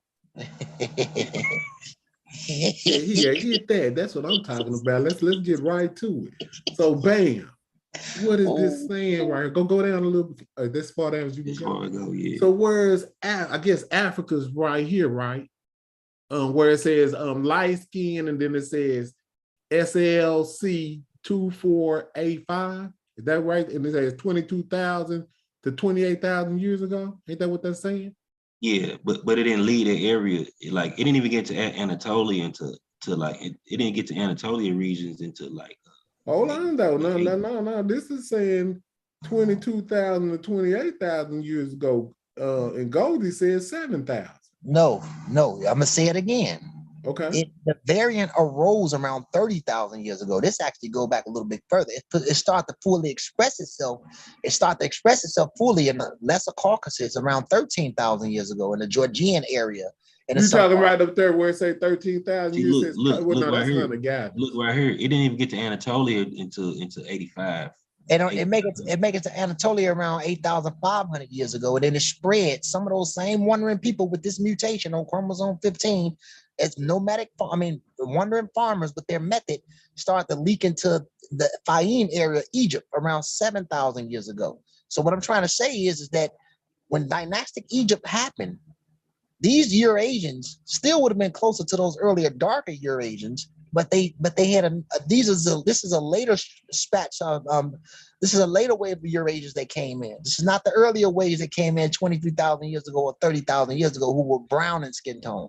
And morphologically, they still would have been robust Caucasoid in morphology, even though they were brown. These people were more of the gracile Caucasoid. They had light skin, dark hair, and dark eyes, but they had the fair skin.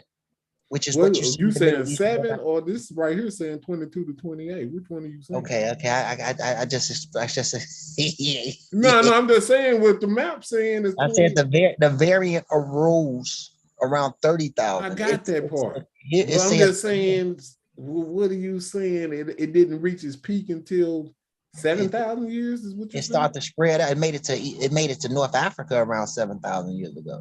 Okay. It went into Anatolia probably around 8 to 10,000 years ago. These people were moving around.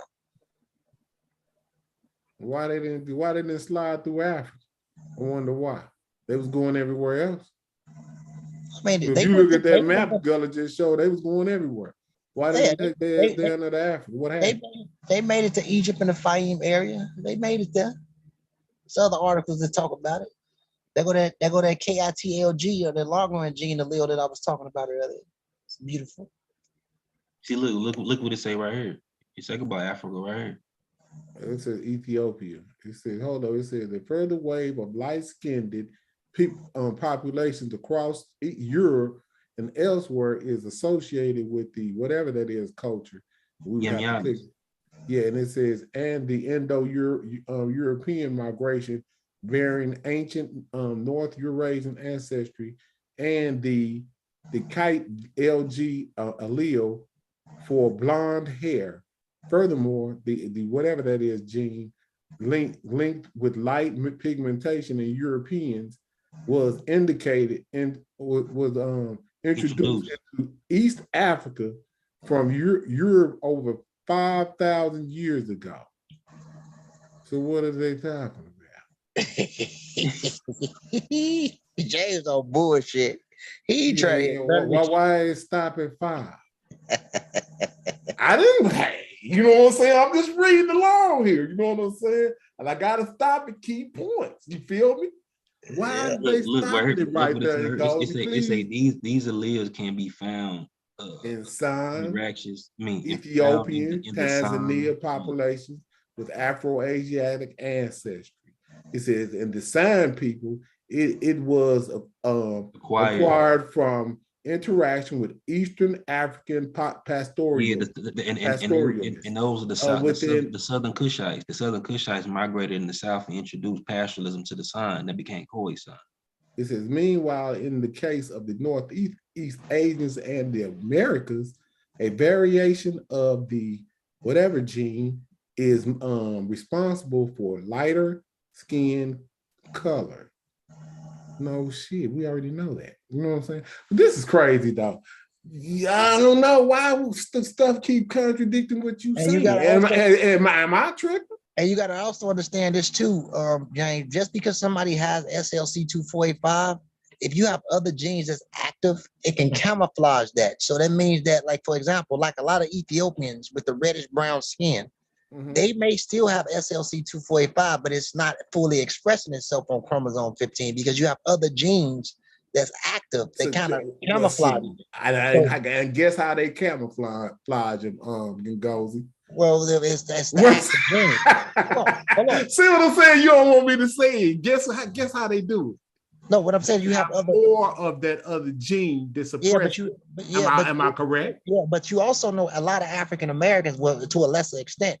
If you look up what's this map right here? Look what the ancestral component from though. Okay. The derivative theorem allele. This is the allele that gave SLC45. Say representations 98.7 to 100% of the alleles in Europe samples, while the ancestral in the allele form was found in 83 to 100 of samples of sub-Saharan Africans and East Asians and indigenous Americans. So what does that mean? Hold on. What it would break that down for? What are they saying? He's saying they said the ancestral or a layman form of was found in 93. What does that mean? I don't get that. It's the allele for this gene, the SLC gene, right? The light skin gene. Okay. But why are they saying the ancestral thing? What do they mean by the ancestral? The root from it. It just expressed itself. Oh, so they're saying that the root of it comes from Africa. Yeah. Right. Yeah, but I just was wondering what do they mean by that, the ancestral. That's interesting. What's up with that map right there you got? I don't know what that is. It's just it says a global frequency distribution of that gene that y'all talking about, ancestral. Click that. And you do know zoom in and watch this. Of African Americans got this SLC shit too. You know that, right? Zoom in. But it say the ancestral allele is the yellow, and it's the derivative is the blue. That's right. So what does that mean? You see what the yellow is at, don't you? Oh, he said okay. See, in the ancestral is the blue. No, the ancestral is the yellow. The ancestral is the yellow. Okay. You see, it's all in Africa, right? And all in East Asia. Yeah. And then the blue represents what? The mutation? It's derived, yeah. The later mutations. When it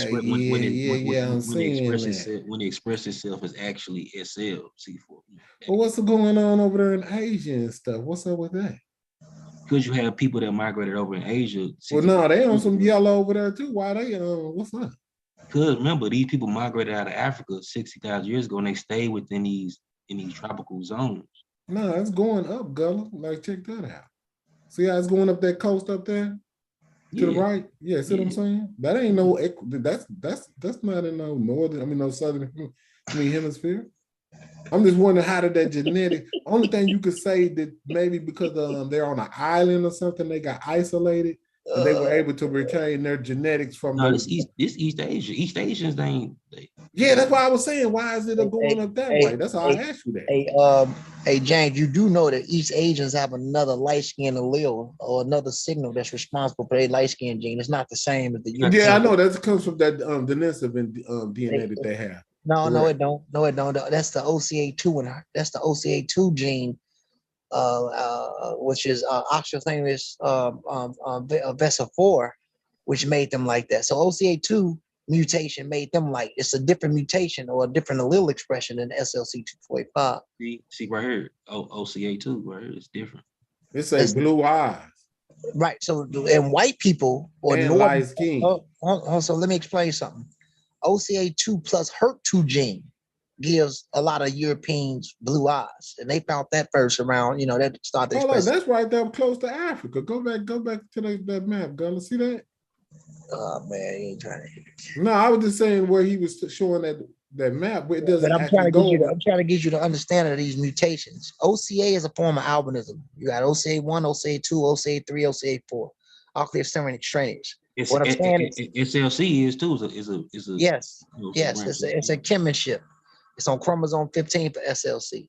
So OCA2 expresses it actually derived first in Africa as a form of albinism, but it laid dormant and expressed itself fully in East Asians. So they have a whole nother variant for light skin that's distinct for the light skin. Man, you know what you just said and goes, you done tripped out. You said that these people, that's just like what somebody said before, that these people came from albino.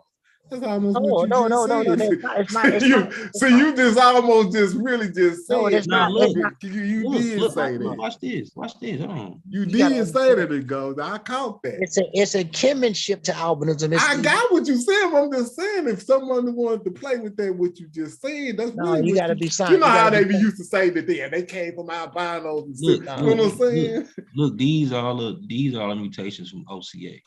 That's right. There you go, Gullah. I'm trying to explain. Look, we're going SL. We're going SL. SLs. Right. That's a damn shame. Y'all right. Y'all is really wild. You know that.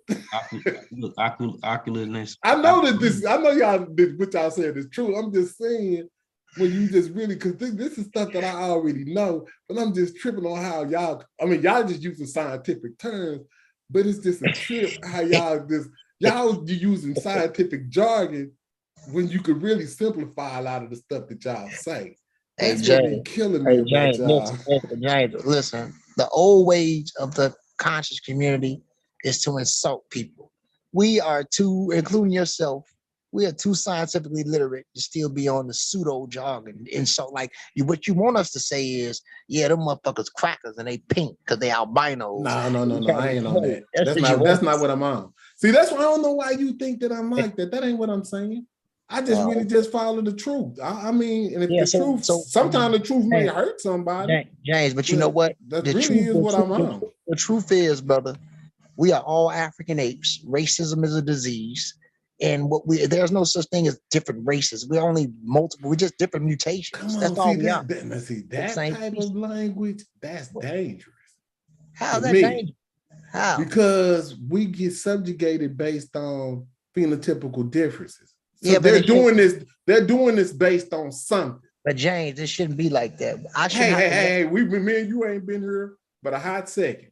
We didn't create this situation. I know we didn't create it, but what I'm saying is the insecurity. Well, we wanted to all be kumbaya and right. I agree with you. But that's not what's going on. I know that's not what's going on. I know that's not what's going on. But what I'm saying is that the systematic racism that's been created by insecure Northwestern Europeans is sick.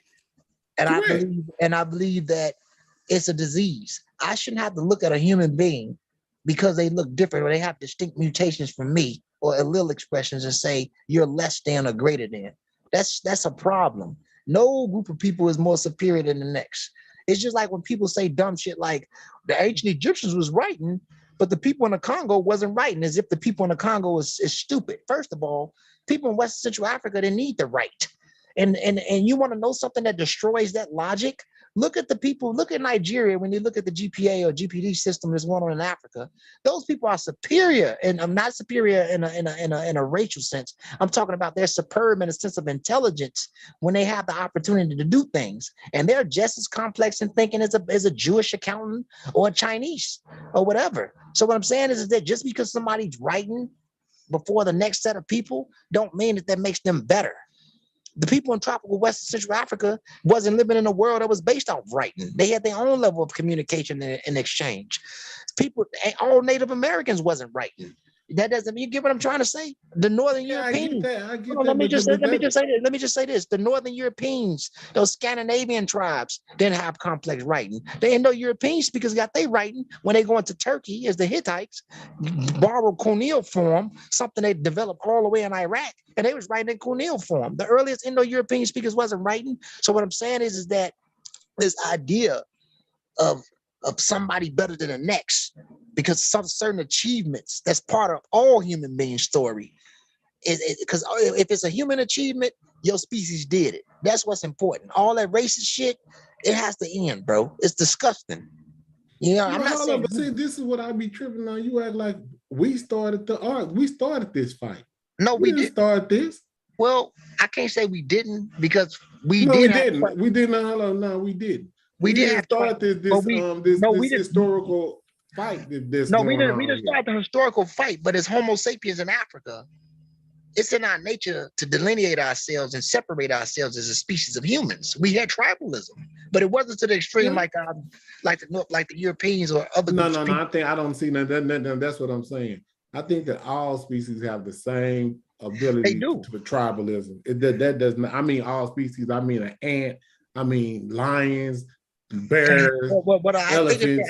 Everything on this planet is doing the same thing. I think it's in the nature of what we are. You know, primates, great apes, Homo sapiens. So when you differentiate based on phenotypical difference, that's a part of nature. I don't think that we're gonna be able to escape it. What I think that we need to do, I think it would be best for us to understand it. Well, that's what we do. We ain't been here for about 50 years, right? This stuff been going on before we got here and goes. I know that, but what I'm saying is, well, I'm 36. I got a long time. So I've been here 50. So I got. Go ahead. I'm gonna say in a minute. I'm gonna close it down in a minute, but y'all can go. Okay. Yeah, but I just want to say this before we go. I agree with you, brother James. I don't like racism. I'm not in this community to try to assault Black people. I'm not in this community to try to embrace other people. I'm only here to tell the truth. I don't have a secret agenda. I'm just trying to get all of us to understand the human story, bro. You get what I'm saying? Just because we wasn't ancient Egyptians or people that was MENA, Middle East, North Africa, that doesn't make us less than. Them niggas in Middle East, North Africa was doing all types of stupid shit too. Fucking cousins and all types of inbred shit. That don't make them better because they're human beings. And it doesn't make us better either. We did dumb shit. It's all part of the human story, yo. Yeah. And I would say MENA is not even is a political term anyway. You know what I'm saying? I know sometimes Chief X throw around a term, but it's really a political term based on what political organization, a government organization calling it. It's really for like military tactics and stuff like that, and funds and donation funds, because sometimes even when they talk about the agricultural standpoint, they call it WANA. They sometimes include Ethiopia and Mauritania and Somalia. Right. This is Mabuti Pygmies is 64%. What's this you got on the screen now, Gunner? The L2. Hey James, what's your mtDNA? You L1 or L2? I believe I'm L2. Oh man, I'm L1. I'm L1C. Oh, that's powerful, bro. You L1. L1C, yeah. How the hell is that? You come off the L1. That's before L2, right? Yeah, that's because them So hold up, man. What kind of DNA test you took? I did National Geographic. That's because that's from them Bantu when the Bantus was hibernating with pygmies and Twa people. So man, hold up, where that's at? Where L1 originated? I mean, where is they prominent? Where they, you know what I'm saying? My particular market is prominent in Angola and in Gabon. You sure that ain't an East African? I think that's East Africa, Gullah. Nah. You sure? God could have swore it was. Cause I think I come off of that line. Let me go pull mine up so I can see what. Cause I come off of that line, but George is in East Africa. From what I seen, if I'm looking right, Let's go to mtDNA L1.